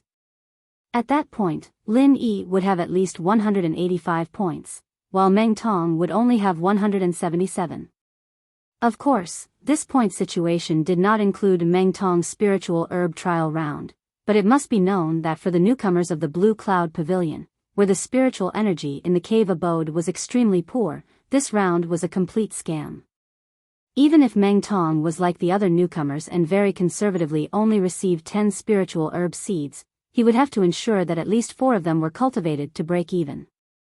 Cultivating 5 would only net him a net profit of 40 points. For them, who did not have a cheating artifact like the space in the jade pendant, this was already a pie falling from the sky. As for 6 seeds, it was completely impossible. Therefore, even if Meng Tong optimistically cultivated 6 spiritual herb seeds, his final points from the first 4 rounds of the assessment would only be 184 points, which was still 1 point behind Lin Yi. And this was already the most optimistic estimate for him, while Lin Yi's side was the most pessimistic one.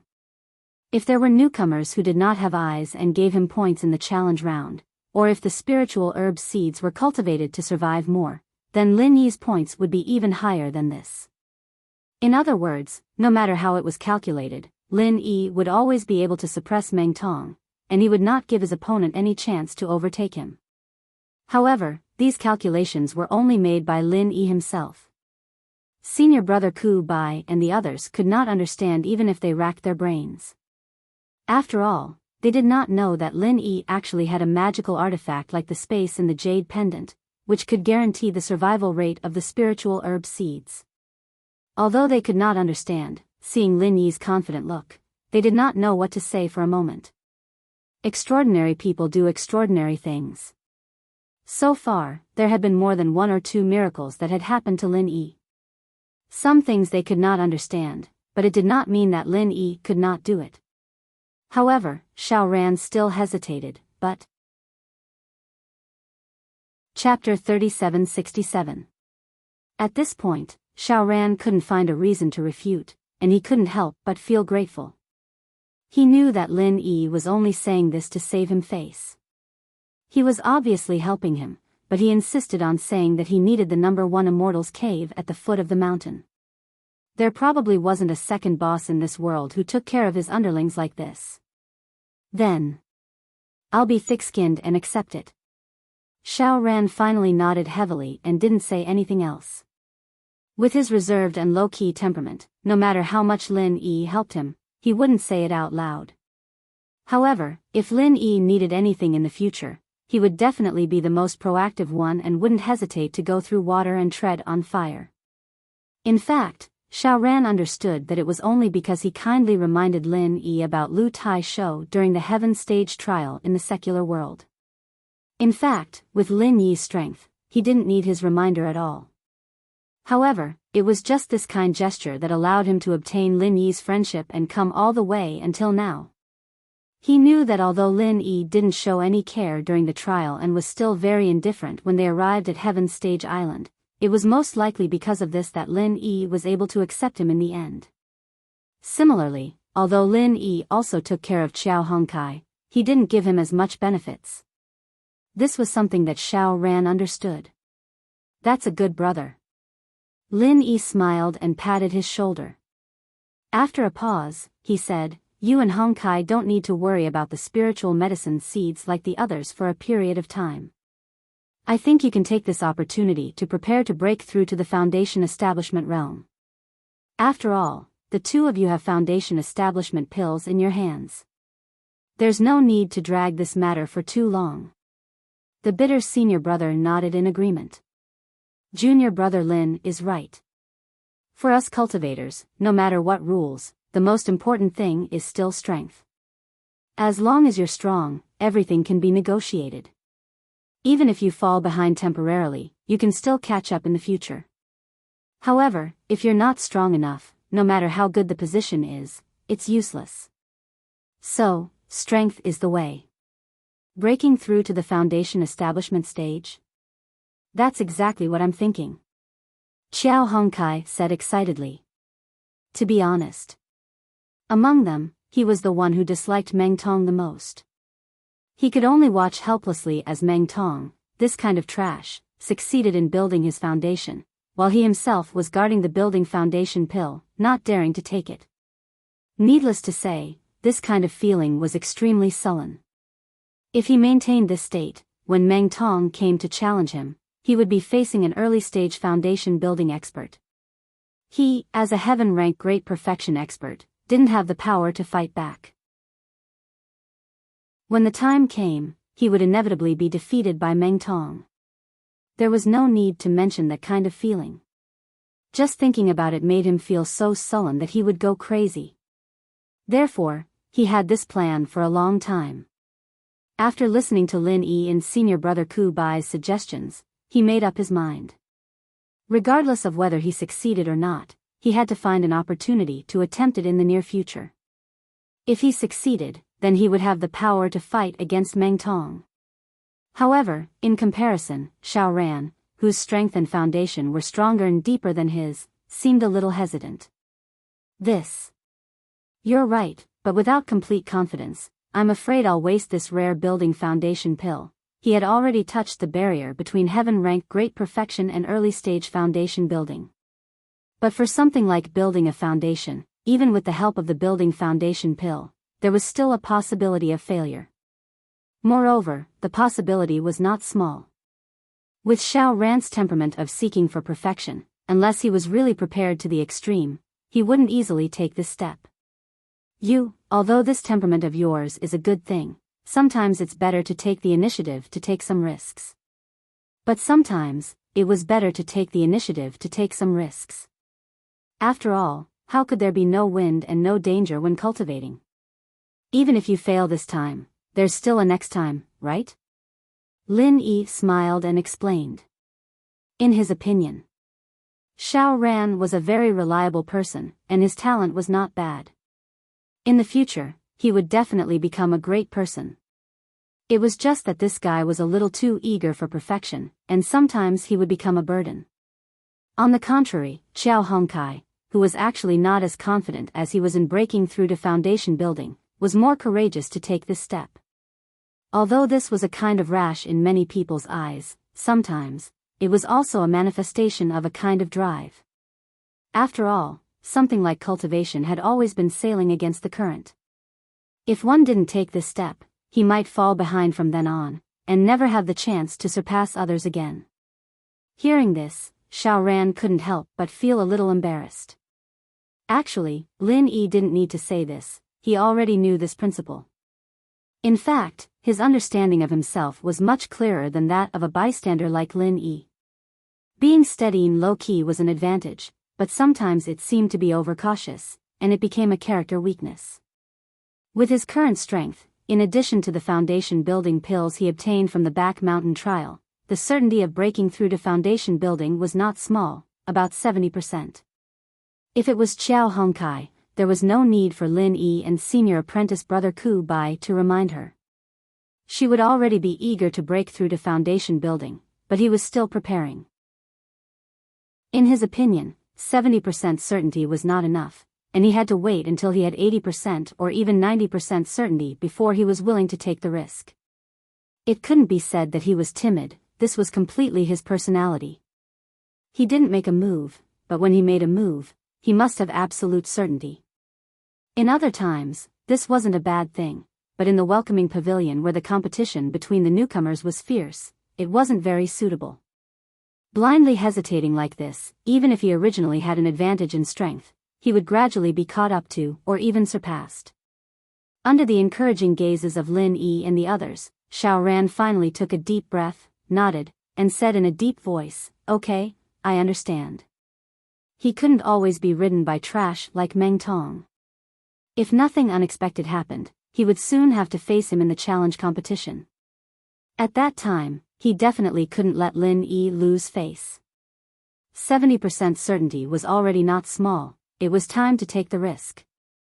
After all, Lin Yi's enemies were people like Su Lingchong and Meng Jueguang. If even to deal with a small fry like Meng Tong, he still had to force Lin Yi to personally take action, then it would be the negligence of him, Xiao Ran, and Xiao Hongkai, these little brothers. Lin Yi and senior apprentice brother Ku Bai looked at each other, and nodded in relief. As a small group, it was obviously not enough for Lin Yi to be strong alone. Everyone had to be strong, and be able to take charge of an area by themselves. That way, in the future, they would have a greater right to speak, and crush all the tigers that stood in their way. The few of them decided on a plan, and immediately went to look for Meng Jueguang. After all, putting aside the matter of breaking through to foundation building, the matter of exchanging Immortal's Cave between the newcomers still required the approval of this senior apprentice brother in charge. On the other hand, he couldn't get Lin Yi's initial 2 points, so from Xiao Ran's point of view, he was at a disadvantage. Of course, Xiao Ran didn't have any complaints about this, because the 2 points he lost didn't benefit anyone but Lin Yi. However, Lin Yi wasn't satisfied with it. Since he had proposed to exchange abodes with Xiao Ran, he didn't think much of the points. These points were useless to him, but to Xiao Ran, it might be very crucial. It was fine if he didn't do it, but since he had decided to do it, he had to do it to the best of his ability. Now, he was fighting for benefits for Xiao Ran. Lin Yi naturally wouldn't ignore it. Lin Yi's performance immediately moved the other rookies present. In order to help his underling out, he was willing to take the initiative to jump into a pit. It was truly rare to see a boss who loved his underling to such an extent. Among the crowd, Li Jingming was especially moved. Thankfully, he had the foresight to rely on boss Lin Yi early. If not, if it were a crappy boss like Meng Tong, he wouldn't even need to take the initiative to jump into a pit. Forcing him to jump into a pit to help him out was more like it. Fuck, comparisons were odious, and goods had to be thrown away. He didn't sigh for no reason. After entering the welcoming pavilion for more than a month, he had encountered many such situations. In fact, ever since he took the initiative to get close to Meng Jueguang. Not only did Meng Tong not take care of his underling, he had been scamming him. As he was defeated by Lin Yi in one move on the first day, Meng Tong could only hole up in the crappy cave abode at the foot of the mountain, number 15. As for Li Jingming, because he was taken care of by Meng Jueguang, he occupied the second cave abode at the foot of the mountain. Therefore, Meng Tong had been forcing him to take the initiative to change abodes. He refused, so he had all sorts of resentment and hatred. Then, when he went to the Spirit Jade Hall to mine, Meng Tong had been forcing him to contribute the spirit jades that he had dug out. He refused, so he had all sorts of resentment and hatred. After that, in the trial at the back of the mountain, Meng Tong had even forced him to count the spirit herbs to himself. Even if he had only given one less spirit herb in order to protect his position in the top 10, he had immediately been resentful and hateful. It was fine if he didn't think about him when there were good things, but when it came to bad things, he would be the vanguard to test Lin Yi. It was guaranteed that he would be the one. With all these misdeeds, putting Meng Tong, this idiot, together with Lin Yi was simply a great insult to boss Lin Yi. Even a trash like Meng Tong wanted to be the boss of the newcomers. What kind of rubbish was that? Facing Lin Yi's interrogation, Meng Jueguang looked at Su Lingchong and said, "Although there is indeed such a rule, what you guys are doing now is also taking advantage of a loophole. As the senior brother in charge of Blue Cloud Pavilion, it is not good for me to make a rash judgment. It just so happens that young Master Su is here. As the saying goes, the onlooker sees things clearly. I believe young Master Su will definitely be able to give a more reasonable and fair answer. I will explain the situation to young Master Su in detail. You just wait here for a while." After saying that, Meng Jueguang no longer paid attention to Lin Yi and the others. He followed Su Lingchong and the others to the side to discuss the matter. These guys are really sly. Even such a small matter needs to be discussed before giving an answer. How petty. Xiao Hongkai saw that these people were as if they were facing a great enemy. She couldn't help but sneer softly. Xiao Ran said with a smile, "They are afraid of boss Lin Yi. I think they are afraid that there is some kind of conspiracy hidden in this. Gauging the heart of a gentleman with the yardstick of a petty person. What a bunch of people." However, Lin Yi chuckled. It doesn't matter. As long as their intelligence is slightly normal, they will be able to understand that doing this is actually a good thing for them. If they don't even have this bit of intelligence, then there is no need to take them seriously in the future. Jumping clowns are not worth mentioning. When the senior brother saw this scene, he couldn't help but sigh. As the senior brother in charge of the Blue Cloud Pavilion, Meng Jueguang was originally a very powerful person. As the senior brother in charge of the Blue Cloud Pavilion, Meng Jueguang didn't have any status in front of Meng Jueguang. He didn't even have the slightest bit of resistance. Chapter 3769. This Lin Yi junior brother really was like what senior brother Lu said, he was not someone to be trifled with. Sooner or later, he would be like miracle Dr. Zhang Liju, who also came from the common world, soaring into the sky and transforming into a dragon. Su Lingchong and Meng Jueguang went to a secluded corner and asked, "Old Meng, do you think that Lin Yi has other intentions for doing this? Although this guy isn't that smart, he wouldn't jump into a pit of his own accord, right?" Meng Jueguang frowned and thought for a while. "Master Su, I think that Lin Yi does not get any benefits other than buying people's hearts. This is set by the challenge rules, no matter how hard he tries, it's useless. Perhaps he's coveting the 15 initial points in the first cave mansion at the foot of the mountain?" Meng Tong suddenly said. Meng Jueguang rolled his eyes at him and couldn't help but scold him. "Are you an idiot? Even if you can get 15 points from the beginning, you can't take the initiative to challenge others to get points. You can only wait for others to challenge you. What's the use of guarding these 15 points?" However, Su Lingchong was a little hesitant. "Didn't you guys say that this guy chose 40 spiritual herb seeds in one go in the alchemy hall? If he changes to the first cave this time, not only will he be able to buy people's hearts and get 15 points, but because people don't want to enter the pit of their own accord, no one will be willing to challenge him in the first 10 rounds. That's right. This way, this guy can save his energy and focus on dealing with the 40 spiritual herb seeds, killing 3 birds with 1 stone. How cunning." Fortunately, young Master Su saw through it. Meng Tong chimed in. After Su Lingchong said that, even Meng Jueguang, who didn't think much of it, started to be more cautious. Li Jingming saw that and felt that things weren't looking good. If this continued, Lin Yi's plan to exchange with Xiao Ran would probably fall through. After all, the rules were set by people, and Su Lingchong was here.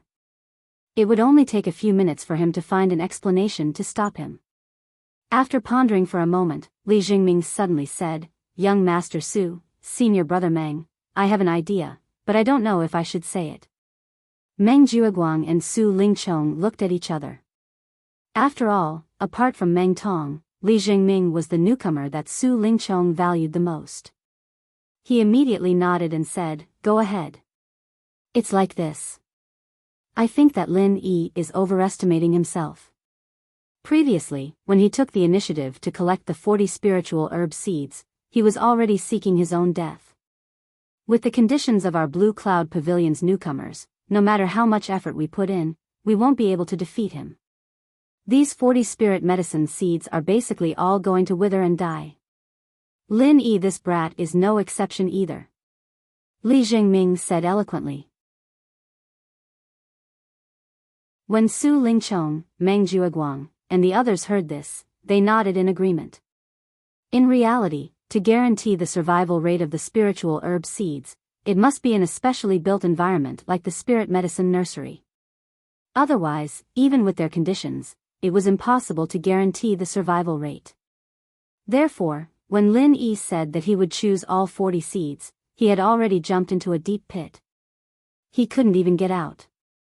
After a pause, Li Jingming then continued, "Therefore, I think that even if we let him exchange abodes with Xiao Ran, it's still impossible to change this result.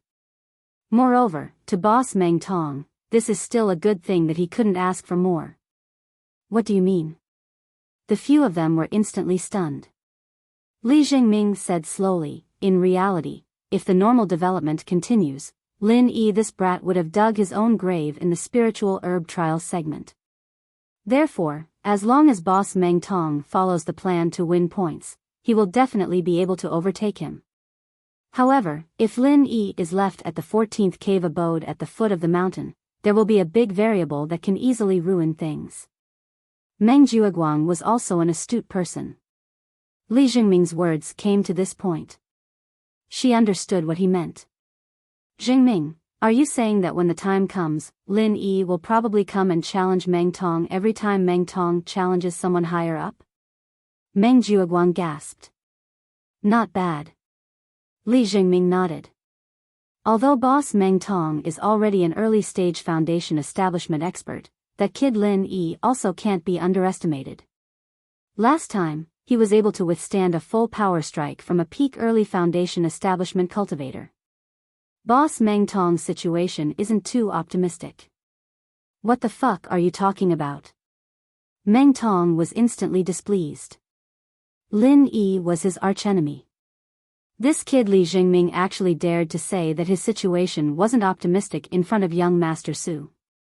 This was practically asking for trouble. You're the one talking nonsense. Meng Jueguang glared at him. Between Meng Tong and Lin Yi, it was obvious who was stronger and who was weaker at a glance. This was something that could be seen by anyone with discerning eyes. Naturally, they wouldn't be so stupid as to deceive themselves. Next, even if they arranged for Meng Tong to fight against Lin Yi, it was only to test the depth of Lin Yi's strength. They never expected him to win. Otherwise, if Lin Yi was so easy to deal with, would they still need to worry about it here? Only then did Meng Tong snort resentfully. In fact, even he himself, who was bursting with confidence after successfully building his foundation, didn't dare to say that he would be able to deal with Lin Yi. He thought that he only had a 30 to 40% chance of winning. Little did he know that, with his meager strength, he didn't even have the slightest chance of winning against Lin Yi. 30 to 40%? Nonsense in your dreams. Jingming's concern is very reasonable. If every time Meng Tong challenges a higher rank, and Lin Yi immediately challenges him and beats him back to his original position, in the end, Meng Tong won't be able to get any points in this challenge round. Instead, all of it will go to Lin Yi. In this way, these points will even be enough to make up for his loss in the spiritual medicine trial round. Meng Tong won't have any chance to overtake him. Meng Jueguang said in deep thought. For the sake of the managing senior brother's face, he wholeheartedly wanted to kick Lin Yi down from the number 1 position. If he took the initiative to block Meng Tong's promotion path in order to prevent Lin Yi from getting what he wanted, it would obviously be a loss that would outweigh the gain. Not only him, even Su Lingchong, the outsider, was especially unhappy when he saw Lin Yi's points at the top of the list. In other words, if we take the opportunity to agree to Lin Yi's pretentious request, then we can kick him away and not give him any chance to cause trouble? Su Lingchong nodded thoughtfully. Young Master Su is wise. That's exactly the reason. Meng Jueguang hurriedly flattered. Anyway, there will be opportunities to test his strength in the challenge round. Why not leave it to the end? At that time, the matter will already be settled. No matter if Meng Tong wins or loses, Lin Yi can only be sullenly stepped on. Since this brat wants to act pretentious, then let him do it. Young Master Su, what do you think? Chapter 3770. After all, Meng Tong was not like Kang Ming. These people were young Master Su's direct subordinates. For people like Meng Jueguang who were full of tricks, young Master Su still had the idea to take them in.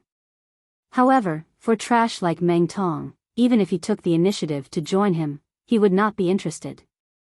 Of course, now that it was to deal with Lin Yi, it was a different matter. For him, if he could see Lin Yi being trampled on, it would be a great enjoyment. However, even with his background, it was fine to help Meng Tong once in a while. If he had to bleed in every round of the challenge, it was not only unrealistic, but also unnecessary. After all, Meng Tong's mission was only to test the depth of Lin Yi's strength. If they counted on him to directly kill Lin Yi, even if young Master Su helped him, it could only be said that they were indulging in fantasy. After the few of them reached a consensus, Meng Jueguang immediately turned around and said to Lin Yi, "Since you have made up your mind to exchange abodes with Xiao Ran, and there is indeed such a rule, then as the big senior brother in charge, it will not be good for me to stop you." "All right, I agree to this matter." "All right, then thank you for your understanding, senior brother Meng." Lin Yi smiled faintly. This answer was already within his expectations, and there was nothing surprising about it. Junior brother Lin Yi is too polite.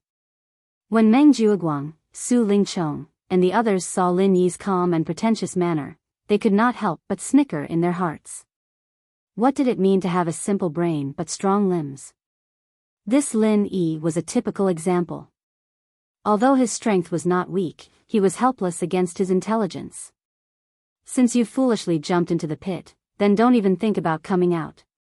When the matter is settled, then I'll let Meng Tong weigh you and see how much you're worth. After Meng Jueguang nodded, Lin Yi only needed to report this matter to the welcoming pavilion, and then Lin Yi would be able to exchange cave residences with Xiao Ran. Moreover, in the first round of the challenge in the afternoon, Xiao Ran would be able to take the initiative to challenge others as the owner of cave residence number 14 at the foot of the mountain and compete for challenge points. Time passed in a flash. Afternoon, the rookies of the three pavilions once again gathered in the Welcome Pavilion's main hall, preparing to begin the first round of challenges. Facing this challenge round that was similar to the assessment system of previous years, all the rookies could not help but feel nervous and excited.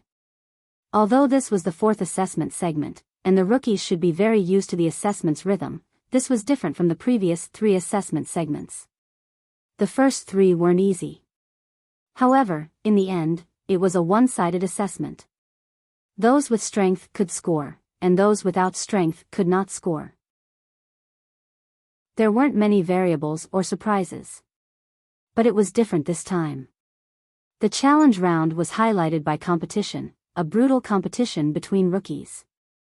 There were too many variables and accidents in this, and it wasn't something that could be solved with just strength.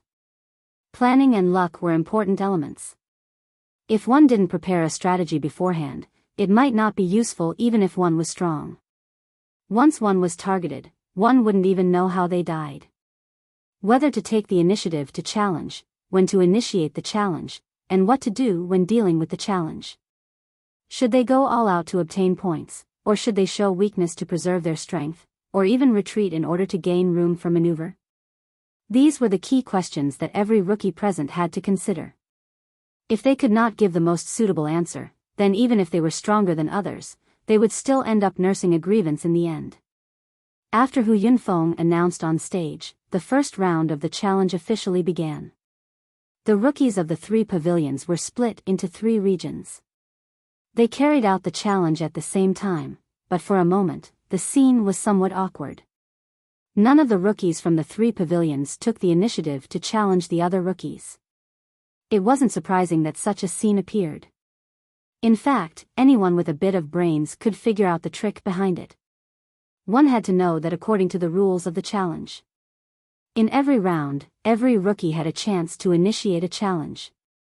It was optional, but don't forget that everyone had a chance to be challenged at the same time. This was something that couldn't be avoided. If you were really chosen, you wouldn't be able to escape. As such, a problem arose. Once you took the initiative to challenge someone, regardless of whether you won or lost, it would inevitably consume a large amount of your qi. Even if you were stronger than others, once someone took advantage of your weakness and forced you to accept the challenge, it wouldn't bode well for you. After all, everyone was a rookie. Even if there was a gap between them, it wouldn't be that big. Of course, a freak like Lin Yi was an exception. Therefore, for any newcomer, the most frightening situation was that after they had just challenged someone, they would immediately be taken advantage of by someone else. That would be a huge loss. Therefore, the current stalemate was inevitable. In fact, when the rules were formulated, the upper echelons had already considered such a situation. There were also people who suggested setting up some additional corresponding rules. For example, all challenges had to be reported in writing before the challenge began. Another example was to stipulate that every rookie had the right to be exempted from the second round. In other words, as long as they had taken the initiative to challenge someone before, they could not accept anyone's challenge in this round. This way, they could avoid the awkward situation of being afraid of each other in public. There were many such suggestions. At least, the rules would look more fair and reasonable. Furthermore, it would also protect the rookies. Fists and feet had no eyes. It wasn't rare for casualties to occur during a battle. In fact, in the past, there would be a few deaths every year. And if one was forced to participate in a battle when they weren't in the best condition, the possibility of casualties would only be higher. However, in the Elders' Council, Soaring Pavilion's pavilion master, Shanghai Tianhua, suddenly said something that made everyone shut up. What's the purpose of the rookie assessment? Isn't it to let the rookie with the most potential stand out? If they can't even deal with such a small problem, then what's the point of setting up some protective rules? Even if the rookie stands out, what's the use? Can he be the pillar of the three pavilions? As soon as he said that, the other elders were speechless. With Shanghai Tianhua's monstrous power, even the other big shots of the Elders' Council wouldn't dare to disobey him. In fact, when the welcoming pavilion submitted the assessment rules, Shanghai Tianhua scoffed at it. Chapter 3771. After all, in the world of cultivation, there was no such thing as fairness. Artificially creating a fair environment, but in the end, the people that were selected would have to face a completely unfair and cruel world. Tragedies often occurred in this way. But in the eyes of a powerful figure like Shanghai Tianhua, it was similar to the cruel and primitive competition of 10 dogs that could truly select the most promising newcomers. If 10 puppies were thrown into the cave and killed each other, the last one to survive would definitely be the strongest one. This was the law of nature, cruel and simple, but extremely effective. However, although Shangguan Tianhua felt disdain towards the suggestions of the Council of Elders, as the high and mighty pavilion master of the Soaring Sky Pavilion, he could not possibly interfere in every matter, no matter how big or small. Otherwise, others would say that he was stretching his hand too far. The reason why he had spoken up this time was because these people were taking the rules of the trial too seriously. For the mighty Council of Elders to actually spend half a day discussing the rules of the welcoming pavilion, Shangguan Tianhua could not bear to watch any longer. That was why he had spoken up to reprimand them. Of course, this involved all sorts of behind-the-scenes games between the giants. Some people wanted to make a mountain out of a molehill and use this to expand their influence, but Shanghai Tianhua wanted to suppress these signs. There was no need for outsiders to know about all these things. Let's not talk about the games between the Elders Guild's higher-ups, but after Shanghai Tianhua spoke, at least there was no objection to this point. Without the protection of the corresponding rules, how to break this awkward stalemate would be left to the newcomers to solve themselves. Because of all sorts of concerns, the ordinary newcomers did not dare to take the initiative to challenge, but the truly powerful newcomers would definitely not be bound by such a small problem. Otherwise, if no one dared to break the stalemate, then it could only be said that this year's Welcome Pavilion did not have any strong people. At least, there was absolutely no peerless genius like the current Hall Master of the Law Enforcement Hall, Ram Jie. As expected, the awkward stalemate did not last long. In less than half an incense stick of time, it was broken. And the first person to issue a challenge was unexpected, but reasonable. It was the Blue Cloud Pavilion's Meng Tong. Meng Tong was the first to take the stage. His invasive gaze slowly swept across the faces of every Blue Cloud Pavilion rookie. Every rookie that was swept by him would subconsciously shrink their necks, not daring to meet his gaze. This kind of domineering feeling that no one dared to challenge was something that Meng Tong had been dreaming of ever since he entered the Welcome Pavilion, but he had never been able to achieve it. What was being in the limelight? This was truly being in the limelight. Meng Tong couldn't help but let out a proud laugh. He was so arrogant that it was a complete mess. Why is this idiot so arrogant? If Boss Lin Yi wasn't in the number 1 cave abode and couldn't take the initiative to challenge others, would it even be his turn? When there's no tiger in the mountain, the monkey becomes the king. Qiao Hongkai cursed. Looking at the entire Blue Cloud Pavilion, there were only 2 people who had the strength to surpass the other rookies. One was Lin Yi. The other was Meng Tong. As for the others like Xiao Ran and Li Jingming, although they had a huge advantage in terms of strength when facing the other Blue Cloud Pavilion rookies, in the end, they were only Heaven Stage Full Circle. Even if they were stronger than other Heaven Stage Full Circle experts, they wouldn't be able to completely crush them. To put it bluntly, the only ones who had the absolute strength to crush the other Blue Cloud Pavilion rookies were Lin Yi and Meng Tong. Because the two of them had already successfully built their foundation, they were already completely above these heaven stage full circle newcomers.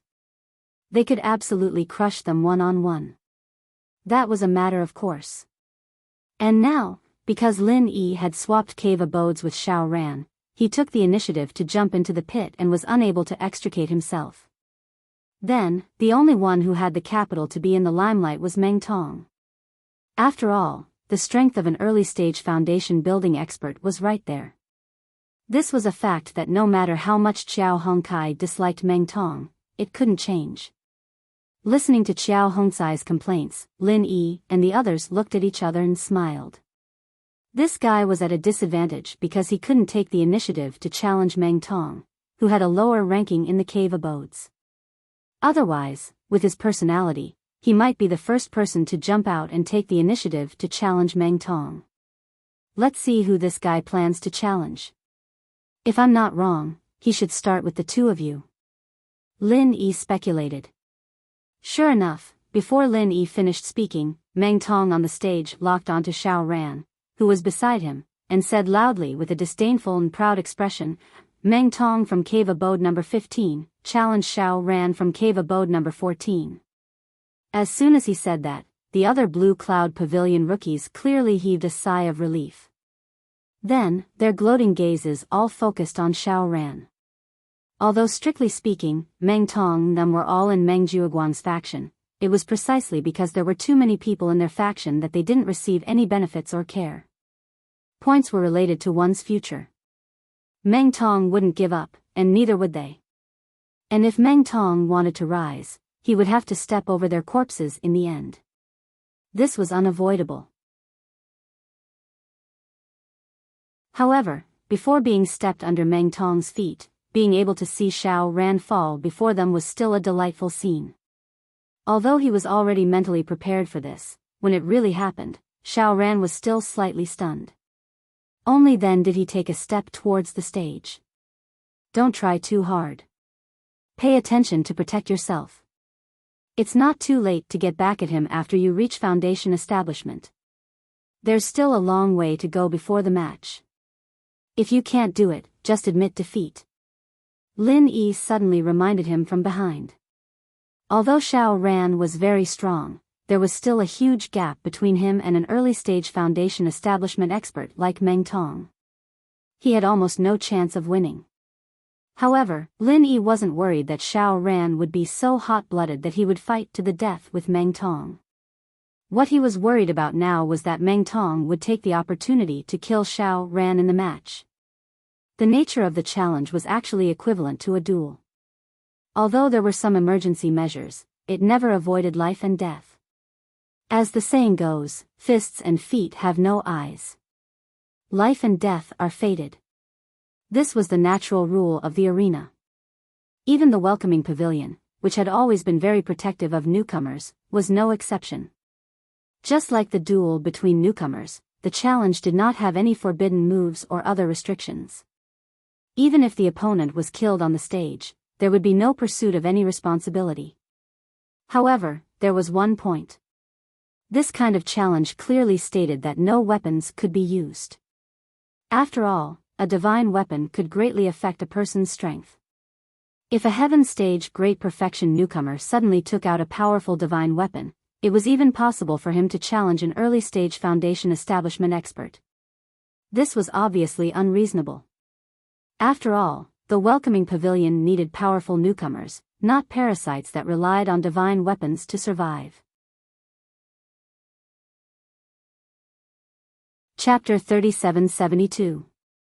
However, even without using weapons, with Meng Tong's current strength, if he really wanted to take the opportunity to kill Xiao Ran, he still had a great deal of confidence. Judging from the hostile position of both parties, the possibility of this happening was more than 90%. Since he couldn't deal with Lin Yi directly, then he would start with his underlings. This was the simplest logic. Listening to Lin Yi's reminder, Xiao Ran's body paused, then he turned around and smiled. I understand, I will protect myself. After saying that, Xiao Ran walked into the ring with his head held high. He didn't show any signs of nervousness, and his expression was as calm as water. It gave people the feeling that he was more confident than Meng Tong. Damn, this guy can't be like Lin Yi, a person who hides his strength, right? Looking at Xiao Ran's behavior, Meng Tong couldn't help but mutter in his heart. In fact, as Lin Yi thought, Meng Jueguang did give some instructions to Meng Tong beforehand. He told him to kill as much as possible when fighting against the two underlings of Lin Yi, Xiao Ran and Xiao Hongkai. However, looking at the situation before him, Meng Tong couldn't help but feel a little guilty. Although they had been focusing on Lin Yi and ignored the two underlings, Xiao Ran and Xiao Hongkai, don't forget that during the trial at the back mountain, they had fought against each other. At that time, Meng Tong hadn't succeeded in building his foundation, and Xiao Ran was exhausted by their numbers. However, his strange and mysterious shadow step left a deep impression on everyone. How could someone with such a body movement technique be an ordinary person? Although Meng Tong had always been arrogant, he wasn't so bad that he couldn't see through people. Otherwise, he wouldn't have made it to where he was today. Walking into the ring, Xiao Ran's expression was as calm as an ancient well. He stared back at Meng Tong without backing down. Although the aura around him was still calm and indifferent, if one were to carefully sense it, they would be able to sense the powerful battle intent hidden within. For a moment, the group of rookies who were gloating at the misfortune of others immediately shut their mouths. Like Meng Tong, they had more or less seen Xiao Ran's strength, at least during the trial at the back mountain. Other than being outnumbered and having to choose to escape, he was not at a disadvantage against them. He wasn't as pathetic as Xiao Hongkai.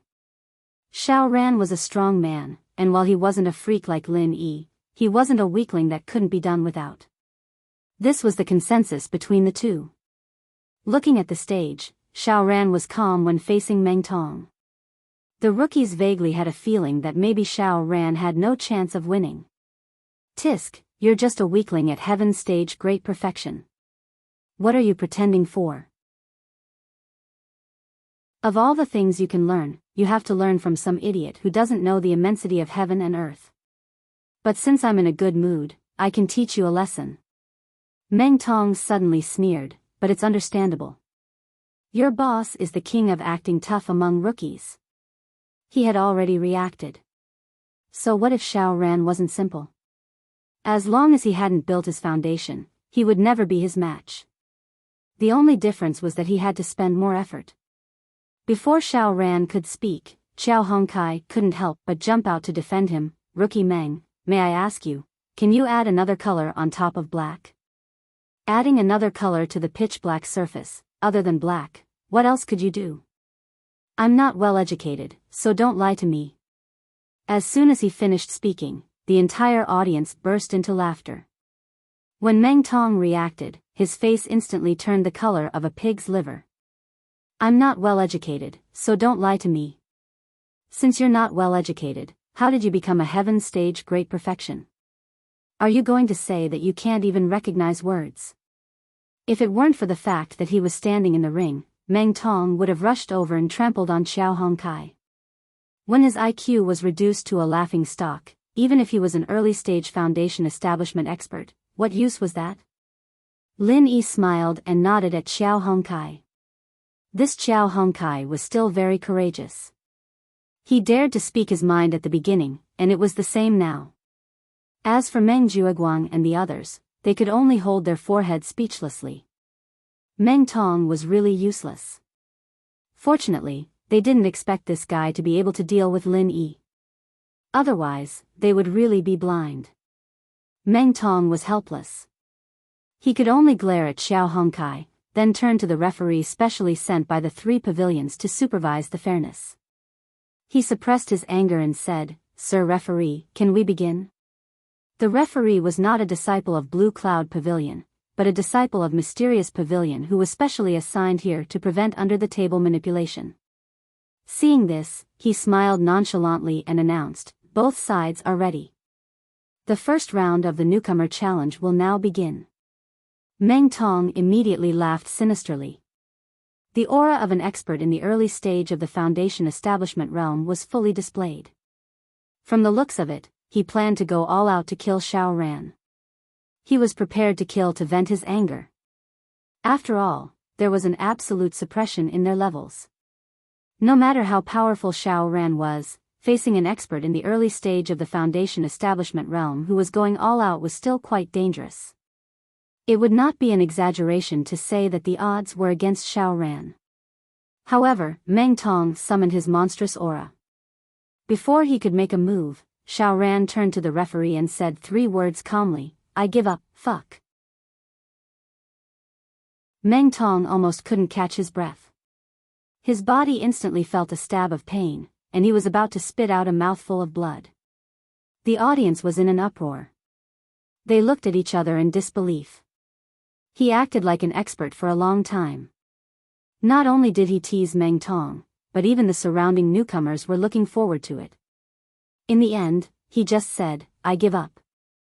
Are you fucking kidding me? This time, not only Meng Tong and the others were stunned, but even Lin Yi and the others did not expect it. Giving up was equivalent to admitting defeat. Xiao Ran never said he would do that. How can this be? Then wouldn't Meng Tong have it easy? Xiao Hongkai was dumbfounded. From his point of view, when facing trash like Meng Tong, even if he was not a match for him, he would definitely not let his opponent have it easy. Even if both sides were injured or even fought to the death, he would not hesitate. If Xiao Ran lost without a fight, how was that any different from surrendering to the enemy? Chapter 3773. Yes, according to the rules of the challenge, as long as one voluntarily gives up or admits defeat, the opponent cannot attack again. This way, Meng Tong will not have any chance to take advantage of him. But to be able to make such a decision directly, junior brother Zhao's courage is not small. The bitter senior brother also sighed. In a situation where he knew that his strength was not equal, it was obviously not wise to face Meng Tong head-on. But to take the initiative to admit defeat in front of everyone, this required great courage. If he hesitated even a little, perhaps blood would be spilled on the spot. After Xiao Ran finished speaking, everyone in the audience was stunned for a long time. Even the referee from the mysterious pavilion was stunned for a long time. Only then did he recover and announce, "Xiao Ran of Cave 14 at the foot of the mountain has forfeited. This battle, Meng Tong of Cave 15 at the foot of the mountain has won." At least you know what's good for you. Otherwise, I would have long kicked you into minced meat. Meng Tong glared fiercely at Xiao Ran and sneered. Xiao Ran looked at him expressionlessly. Without saying a word, he turned around and walked off the stage. What welcomed him was a wave of boos from the other newcomers below the stage. However, all of a sudden, the hidden battle intent in his body grew stronger. "Wait until after you build your foundation, then come and take care of this guy." Lin Yi smiled and patted his shoulder. "Yes." Xiao Ran nodded heavily. When he looked at Meng Tong on the stage again, his battle intent had already been restrained, and once again returned to normal. But Lin Yi, who was familiar with him, knew that the idiot Meng Tong had already been targeted by an extraordinary guy. He did not even need to personally make a move. Perhaps not long after, there would be a brand new Xiao Ran who would challenge this guy. With Xiao Ran's foundation, even if Meng Tong took the lead in building his foundation in these few days. At that time, it would be very difficult to say who would win and who would lose. On the stage, Meng Tong did not come down immediately. According to the challenge rules, with his current position as the owner of cave abode number 14 at the foot of the mountain, other than Xiao Ran who was ranked lower, no one else could challenge him. However, he did not come down immediately. Instead, he stretched out a finger and pointed at Xiao Hongkai who was standing beside Lin Yi. "It's your turn next. When the time comes, will you, the lumber waste, also learn to be a coward? I'll wait and see." Meng Tong laughed contemptuously and turned to leave the stage. "Fuck, this idiot is so arrogant. Does he really think he's invincible just because he's in the early stage of foundation establishment? Just wait and see." Xiao Hongkai clenched her fists. He was not Xiao Ran. Even if he knew that it was wiser to retreat in order to advance, Even if he knew that retreating was the wiser way to advance, he couldn't take this lying down. Even if he knew he would lose, he would rather fight to the death with Meng Tong. He would never give up. Lin Yi and the bitter senior looked at each other and shook their heads helplessly. With Qiao Hongsai's upright personality, they couldn't persuade him even if they wanted to. But this was good. Letting him fight with Meng Tong, an early-stage Foundation establishment expert, this kind of cross-stage combat would be very beneficial for him when he breaks through to Foundation establishment.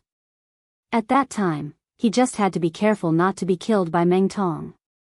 Blue Cloud Pavilion Newcomer Challenge, First Round, First Match. Although Meng Tong won without a fight, there was at least one thing that was beyond doubt. He did break the awkward deadlock, so that the other newcomers wouldn't be afraid to take the initiative to challenge him just because they were afraid of each other. As expected, a short moment after Meng Tong stepped down from the stage, a newcomer immediately issued a challenge. It was the owner of Cave Number 12. Originally, if it wasn't for the scene that just happened and Meng Tong made a reservation for the next round, Qiao Hongkai would definitely be the first to challenge him. But as a result, he really didn't plan to fight this round. After all, no matter how upright his personality was, he wouldn't be stupid enough to foolishly waste his true qi in the next round when he knew he was going to challenge someone stronger than him. That wasn't bravery, it was stupidity. However, the owner of Cave Number 12 was the first to go up the stage.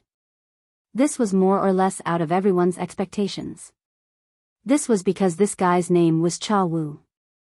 Although his strength had barely reached the peak of Heaven stage, he was truly a weak newcomer. In the previous 2 rounds, he was the first to leave the stage in the first round, accumulating 1 point. In the second round, he challenged a peak late-stage Heaven stage, accumulating 10 points. In total, he had accumulated a total of 11 points from the 2 rounds, ranking last in the entire Blue Cloud Pavilion. This Cha Wu was called a weakling by others, and it was absolutely a well-deserved reputation. He actually dared to take the initiative to jump out after Meng Tong to issue a challenge. This inexplicable confidence was truly shocking. However, when he announced the party he was going to challenge, the audience suddenly burst into an uproar. Cave Number 12, Cha Wu, challenges Cave Number 1, Lin Yi. Cha Wu looked at Lin Yi below the stage and shouted with full energy. Strange things happen every year, but there are especially many this year. Being challenged in public, Lin Yi couldn't help but raise his eyebrows in surprise. A guy who could only be considered weak even in the peak of Heaven stage actually dared to challenge him. Where did this guy get his courage and boldness from? Originally, according to his judgment, in this kind of one-on-one challenge round, probably only Meng Tong had the guts to challenge him. As long as the others had a little bit of brains, they shouldn't be stupid enough to take the initiative to run into the muzzle. He didn't expect such an accident to happen in the first round. Under everyone's gaze, Lin Yi raised his leg and was about to go up the stage. However, before he went up the stage, he was stopped by senior brother Bitter Guy and said a few words. Junior brother Lin, this is a rare good opportunity to advance by retreating.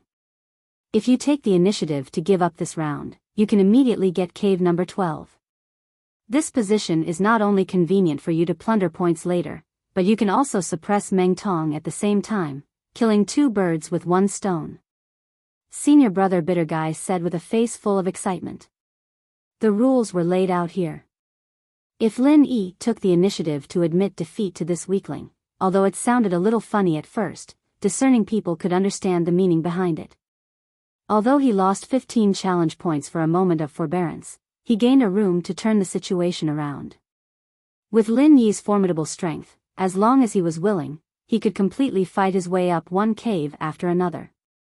At that time, not to mention a mere 15 points, even earning 100 points would not be a problem.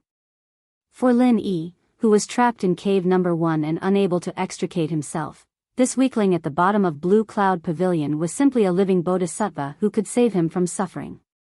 Such an opportunity was simply something that could not be asked for at any other time. With regards to senior brother Bitter Guy's suggestion, Lin Yi replied with a smile, did not say anything, and directly walked up the stage.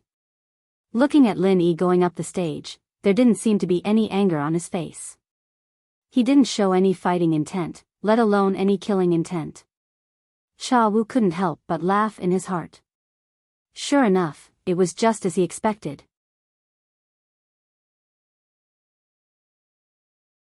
Chapter 3774. This fellow, Lin Yi, was indeed powerful enough to make one's hair stand on end, but in order to show off to his lackeys, he foolishly trapped himself in the first cave abode at the foot of the mountain, unable to extricate himself. He had powerful strength, but no place to use it. If this carried on, the so-called number 1 rookie, Lin Yi, would be naturally wasted in the challenge round. If his biggest competitor, Meng Tong, was more cautious and did not take the initiative to challenge him, it was estimated that until the end of the challenge round, no one would take the initiative to give him points. In the end, he could only hold on to his pitiful starting points and end awkwardly. The first cave abode at the foot of the mountain corresponded to 15 starting points. To other rookies, it was quite a lot, but to Lin Yi, who had obtained full marks for the god level in 2 consecutive rounds, it was not even enough to fill the gaps between his teeth. He clearly had the powerful strength to crush everyone else, but he could only survive the entire challenge round in mediocrity. How could a person like Lin Yi, who always wanted to posture and be in the limelight, be willing to accept this? Even if one used their toes to think about it, one would be able to understand the grievance and depression involved. Of course, to Lin Yi, this was a deep pit of grievance and depression, but to the other rookies, it was an excellent opportunity. It all depended on whether they had the courage or not. When the discerning people knew that challenging Lin Yi was courting death, when the discerning people automatically ignored the number 1 rookie who had fallen into his own trap, suddenly a rookie jumped out to challenge him. Furthermore, this rookie's cave abode ranking was very low. What kind of situation would that be? How would Lin Yi react? Courting death? This was just a subconscious first reaction. Once they came to their senses, any normal person would definitely be able to see the opportunity. Lin Yi was naturally no exception. Thinking about it, as long as he took the initiative to lose the first round, he would definitely be able to earn more than 100 points in the following challenges. Who would be willing to miss such an opportunity? Once he missed it, it would be very difficult to have a second chance. Hence, with this line of thought, Cha Wu, who was considered the weakling among the Blue Cloud Pavilion rookies, suddenly realized that his opportunity had come. It had to be known that although it was not difficult for other rookies to think of this, the problem was that they might not have the courage to do so. Because even when they challenged Lin Yi was very sensible and cooperated with them to admit defeat. If they didn't have this strength, they still wouldn't be able to sit firmly in the number 1 cave abode at the foot of the mountain. Not only would they lose the opportunity to challenge. At that time, he would have to spit out the 15 points sooner or later, and it would be meaningless. However, it was meaningless to the other rookies, but for a weakling like Cha Wu, the significance was extraordinary. The reason was very simple. He was weak, and he had only obtained a pitiful 11 points in the first 2 rounds. If he continued to develop like this, it was almost inevitable that he would end up at the bottom of the rankings. Therefore, while the other rookies were still calculating the number of points, he had already sentenced himself to death in advance. Most of the time, a broken pot still needed capital. And this Cha Wu's capital could be said to be blessed by heaven. With his current situation, it was inevitable that he would end up in last place anyway. Now that things had come to this, it was meaningless to care about how many points he had. Instead, he might as well do something that would leave a deep impression on others. When the time came, he might be able to change his fate. For example, right now, when no one dared to challenge the number 1 rookie, Lin Yi, he dared to jump out. In the end, Lin Yi even took the initiative to admit defeat. If this matter were to be spread around, what kind of effect would it have? A person who forced a strong person like Lin Yi to take the initiative to admit defeat. If this unprecedented resume was spread, it would definitely be considered a domineering and cool person. When he entered the Blue Cloud Pavilion, normal people would have to look up to Cha Wu. To put it bluntly, in this challenge, he wasn't afraid that Lin Yi wasn't strong enough. He was afraid that Lin Yi wasn't strong enough. This was because the stronger Lin Yi was, the more this matter would become a brand, and the more Cha Wu would benefit from it. As a rookie, if he wanted to make a name for himself, the rookie assessment wasn't the only way. As long as he was flexible, he could rely on the shoulders of other strong rookies to rise. That was also a good choice. Regardless of the points, he would have the capital to brag about in the future. That was enough. Therefore, taking the initiative to challenge Lin Yi might seem unbelievable to the other rookies, but to Cha Wu, it was a heaven-sent opportunity. As long as Lin Yi's mind was normal like his little brother, Xiaoran, and knew how to adapt to the circumstances, there would be at least a 90% chance of success. Not only would Lin Yi choose to cooperate with him, but Cha Wu also had another advantage. Before the start of the competition, Meng Jueguang had gathered all the rookies together and told them something. It was an important countermeasure against Lin Yi's group. Including Meng Tong, all 12 rookies did not have any restrictions when competing with each other. However, when facing Lin Yi's group, other than the challenge rules, Meng Jueguang had specially added an internal rule.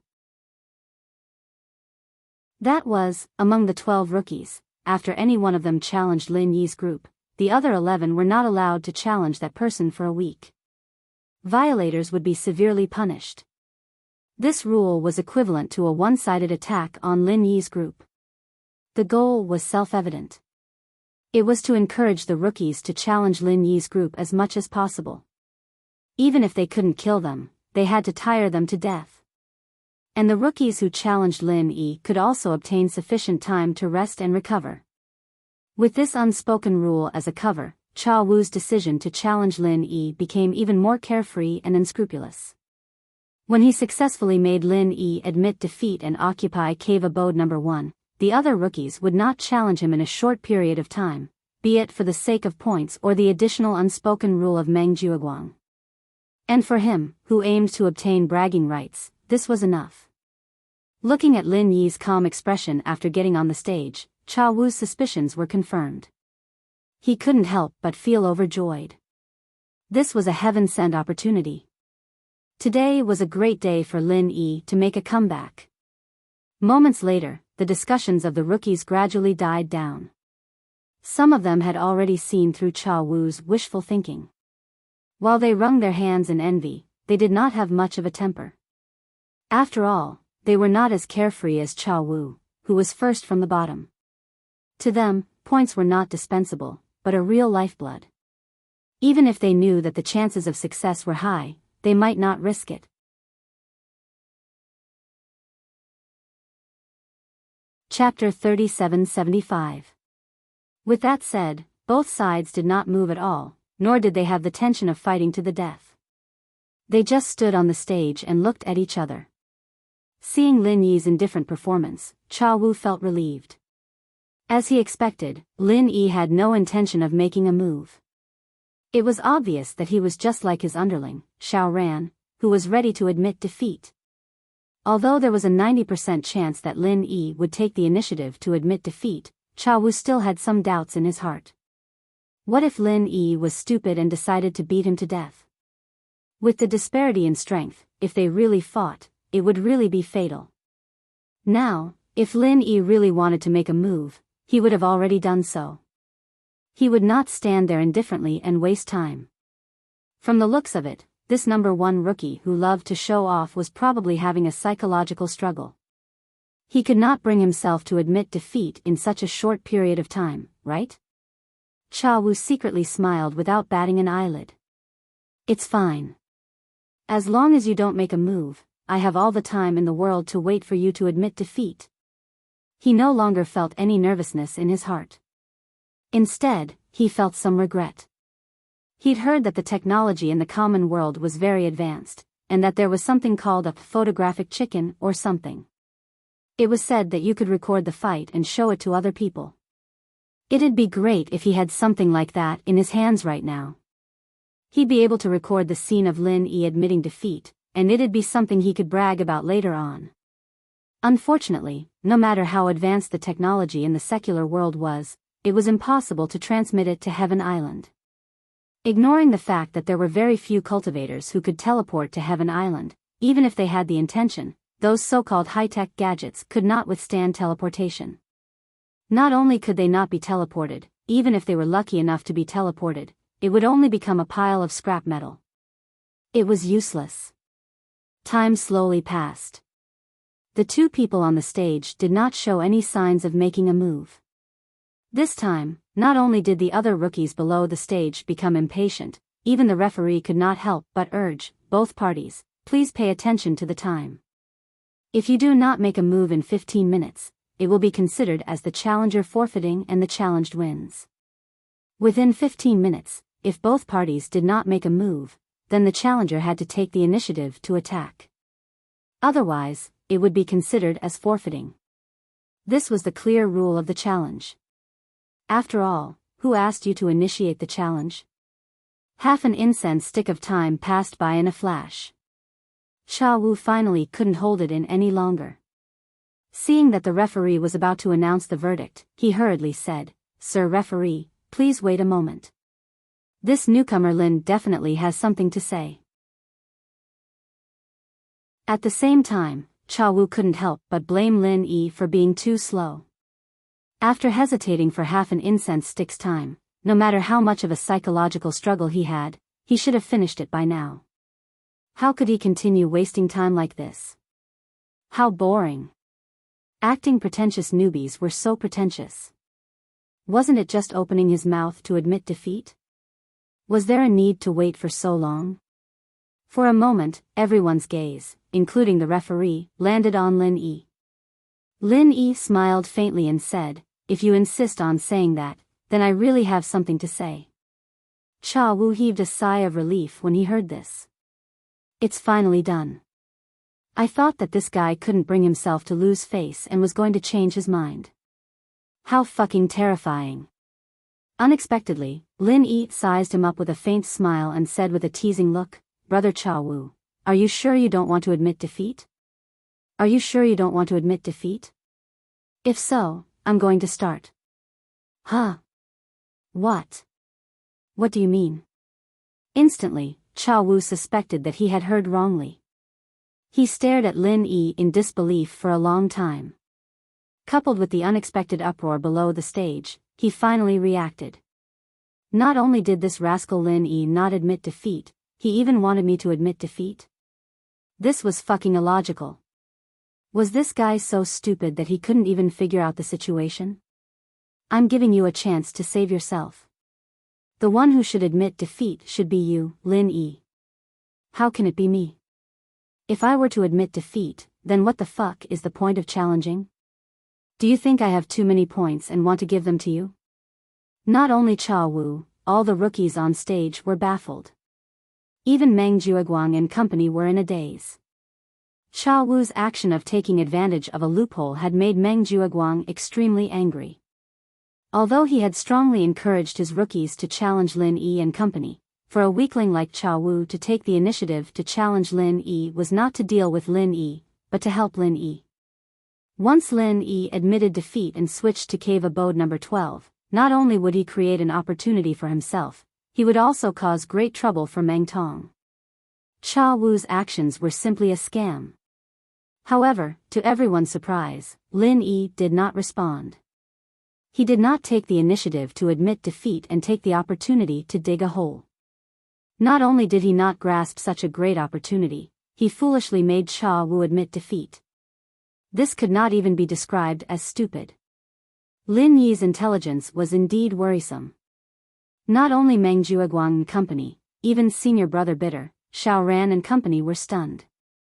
The principle of retreating to advance was something Lin Yi knew better than the few of them. It did not make sense for him to be unable to see the situation when it was his turn, right? Little did they know that although retreating in order to advance was the best strategy, it was not always necessary to retreat in order to advance. If Lin Yi was in desperate need of points right now, he might have really gone along with the opportunist Cha Wu, but the problem was that he didn't need points at all even if he stayed at the first cave at the foot of the mountain. If that was the case, what was the point of retreating to advance? Lin Yi looked at Cha Wu, who was at a loss, and said with a faint smile, "What do you think?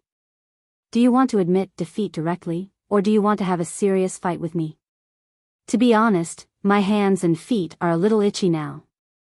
It's just the right time to move my muscles and bones." "What the fuck, are you an idiot? Why don't you seize this opportunity and fight with me? What's the use of earning my 4 points? Do you understand the principle of retreating to advance?" The reality was too cruel. Cha Wu could not help but roar gloomily. With his weak strength, he really did not dare to fight with a freak like Lin Yi. Otherwise, it would be a light punishment for him to injure his muscles and bones. He might even be killed in one move.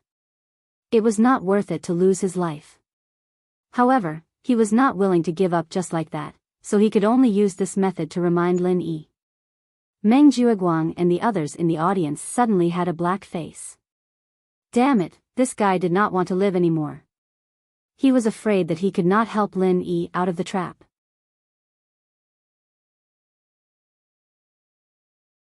Chapter 3776. You. Cha Wu's eyes suddenly widened. However, just as he said a word, what welcomed him was an incomparably hot punch. Frenzy Fist 20 forms. Boom. Cha Wu did not have any strength to resist. He was directly smashed off the stage by Lin Yi's punch, leaving a human-shaped pit on the ground. He struggled for a long time but could not get up. He could only sit on the ground and vomit blood. Although Lin Yi's punch did not kill him, for a weak rookie like him, Frenzy Fist 20 forms was already a powerful force that could not be resisted. In addition, he was unprepared and caught off guard. It was already Lin Yi's mercy that he was able to survive. His injuries were definitely not light. He would not be able to recover within a few days. Noisy. Lin Yi glanced at the battered and exhausted Cha Wu and then turned to leave the stage under the respectful gazes of the other rookies. For a moment, everyone present, other than feeling baffled by Lin Yi's motive for attacking, was quite shocked. It made many of the opportunists who had the same thoughts as Cha Wu look at each other with lingering fear. Although Cha Wu was indeed recognized as a weakling, he was still a heaven stage great perfection expert. In the end, he was beaten to such a state by an ordinary 20 forms. Other than the ridiculous difference in strength, it could only be said that this fellow, Lin Yi, was indeed a little cruel. If killing people did not cause any negative effects, with this fellow's overbearing strength, it was possible that he could kill Cha Wu in one move on the spot. However, what made the rookies feel shocked and relieved was that Lin Yi was not cruel to the point of being unscrupulous and killing people casually. Although the challenge did not avoid casualties. But killing people when there was a huge difference in strength and it was unnecessary, it would more or less cause a bad reputation.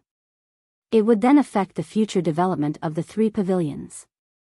It was not worth it. Blue Cloud Pavilion Rookie Challenge, First Round, Second Match, Lin Yi wins. The referee finally gave the final verdict to this duel. Lin Yi smiled slightly. Although he did not care much about the assessment points, now that he had obtained 4 points, his total points had reached 124. It felt pretty good. Especially after sending a self-righteous fool like Cha Wu flying with a punch. This feeling was really refreshing. Junior brother Lin, I'm really surprised by your decision. I really didn't expect you to do this. Senior brother Ku Bai and the others smiled and greeted him. Indeed, I didn't expect that either. Xiao Ran nodded in agreement. Originally, with him as a precedent, it wasn't difficult for Lin Yi to make the choice to retreat in order to advance. However, he didn't expect Lin Yi to completely ignore him. He had dealt with Cha Wu, the opportunist, in one move. This result was really beyond their expectations. However, Xiao Hongkai said complacently, I'm not surprised at all. What kind of heroic figure is our boss Lin Yi? A weakling like him actually dares to stroke the tiger's whiskers, thinking that he has the 12th abode at the foot of the mountain. Our boss Lin Yi will definitely pay attention to him. How reckless. This kind of clown should be ruthlessly taught a lesson and let him know why flowers are so red. Lin Yi and the others couldn't help but look at each other and smile. This guy's character was really as unyielding as ever. As they spoke, Xiao Hongkai suddenly paused and looked at the ground that was smashed by Lin Yi. Cha Wu, who was still in pain and hadn't gotten up until now, suddenly rolled his eyes. Then, without waiting for Lin Yi and the others to speak, taking advantage of the fact that the other newcomers hadn't made a move yet, Xiao Hongkai suddenly walked up the ring and said loudly, "The 13th abode at the foot of the mountain, Xiao Hongkai, challenges the 12th abode at the foot of the mountain, Cha Wu." When these words came out, the audience was in an uproar again. And Cha Wu, who had just suffered a huge loss, was completely dumbfounded when he heard these words. By the time he reacted, Cha Wu only felt his vision blacking out and he almost kowtowed to death on the ground. Fuck. Don't you fucking have any face? Didn't you see that your boss just beat me into such a miserable state? At this time, you actually still want to jump out and hit me when I'm down. Do you still have any fucking humanity? However, no matter how miserable and helpless he was, the challenge had such rules. As long as you had never been challenged before, then you could not reject the first time someone challenged you. Hence, even if he wanted to cry but had no tears, faced with Xiao Hongcai's direct challenge, Cha Wu could only bite the bullet and go up the ring. He couldn't even escape. The other rookies were looking at him with a gloating look, as well as some pity. Although everyone harbored ill intentions, who asked a fool like Cha Wu to be the first to jump out and put on a show? Now, not only did he fail to put on a show, he was seriously injured, and now he had to face Xiao Hongcai's inhumane backstabbing. He really reaped what he sowed. After waiting for Cha Wu to slowly drag his injured feet onto the ring, the mysterious pavilion referee immediately announced, "Blue Cloud Pavilion Rookie Challenges First Round, Third Match. Abode 13 Xiao Hongkai challenges Abode 12 Cha Wu. Begin." Xiao Hongkai did not immediately make a move. Instead, she looked at Cha Wu and sneered, "Weakling, since you dared to jump out and challenge our boss Lin Yi, then you should know the principle of retreating in order to advance, right? Of course, if you don't know, then I can only reluctantly help you." As he was seriously injured, Cha Wu's face was already pale. After hearing Xiao Hongcai's words, his face turned red.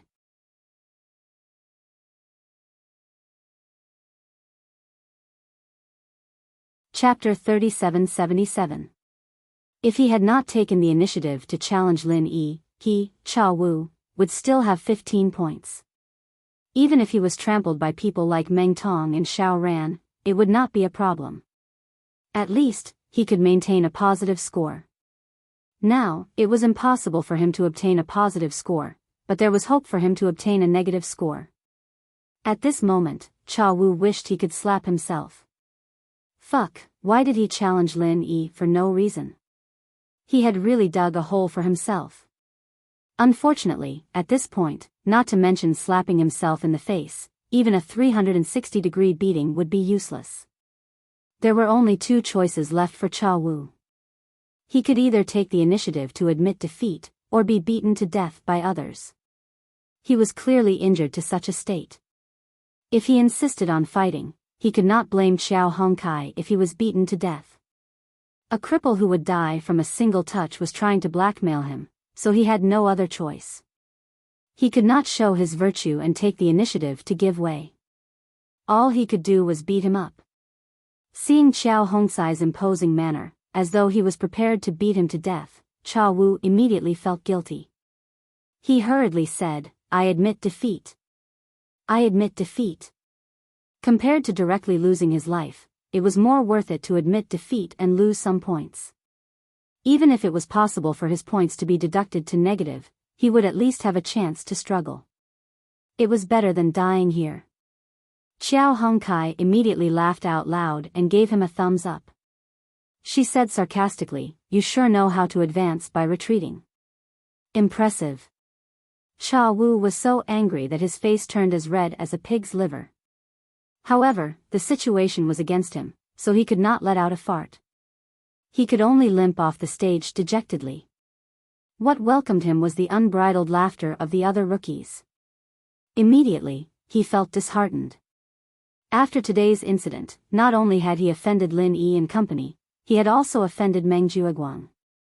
Because he had taken advantage of this loophole, he was clearly messing up Meng Jueguang's plans.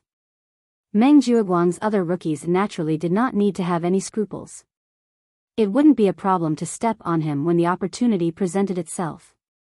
Cha Wu was already at the bottom of the rankings in terms of strength and ranking, and now he wasn't doing well on either side. He could already predict what would happen to him next. Putting aside whether or not he could enter the Blue Cloud Pavilion in the future, what he needed to consider now was whether or not he could survive the upcoming challenge. Cha Wu's intestines were already green with regret. Fuck, this kind of thing like speculation really killed people.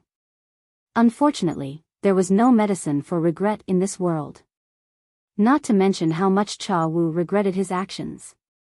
After Xiao Hongkai left the arena, she was in a good mood. Not bad.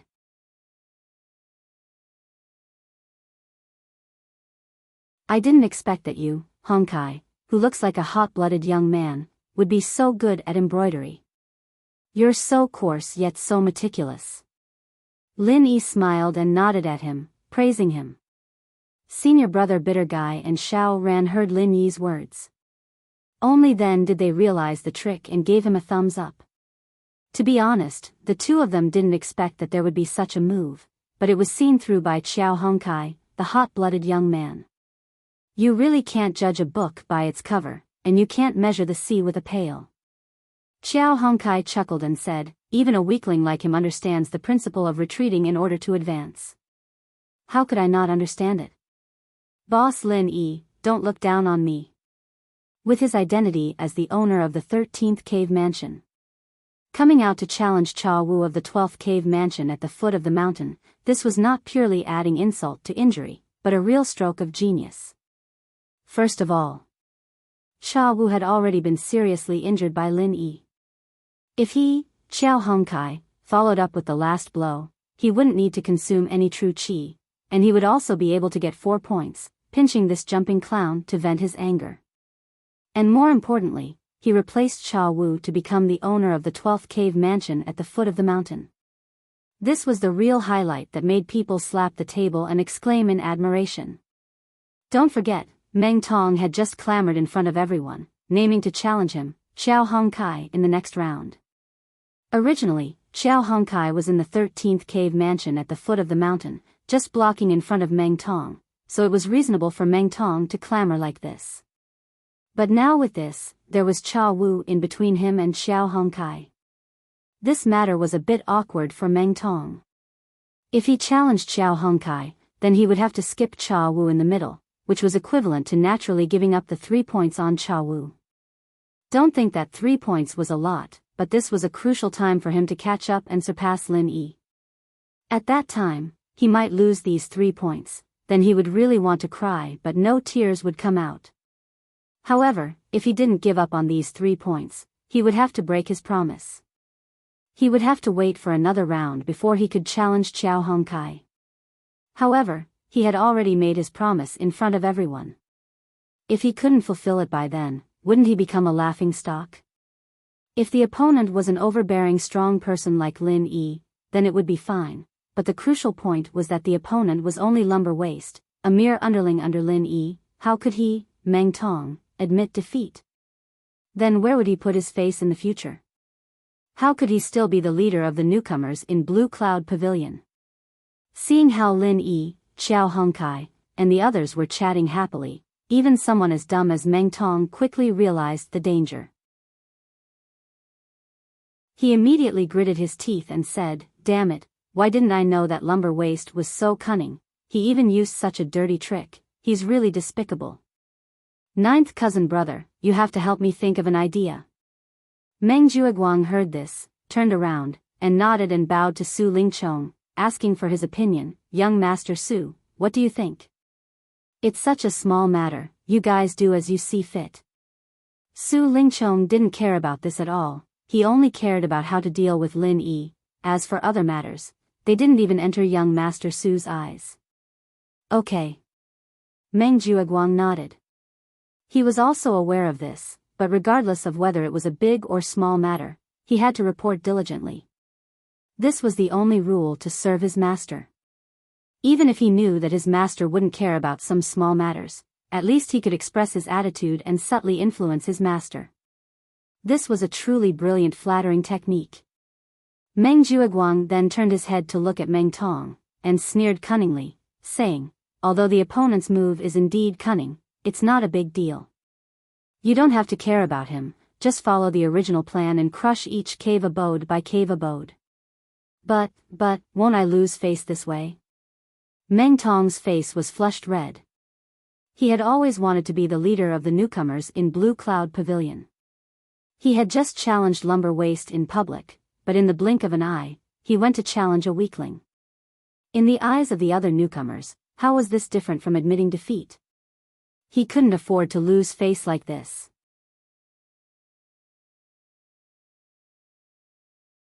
Chapter 3778. That's right.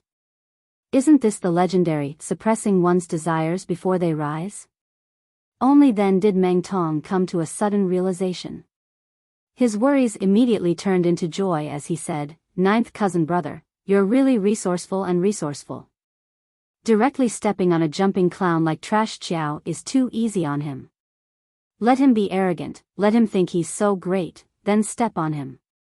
The higher he climbs, the more painful it will be to teach him a lesson. That's the logic.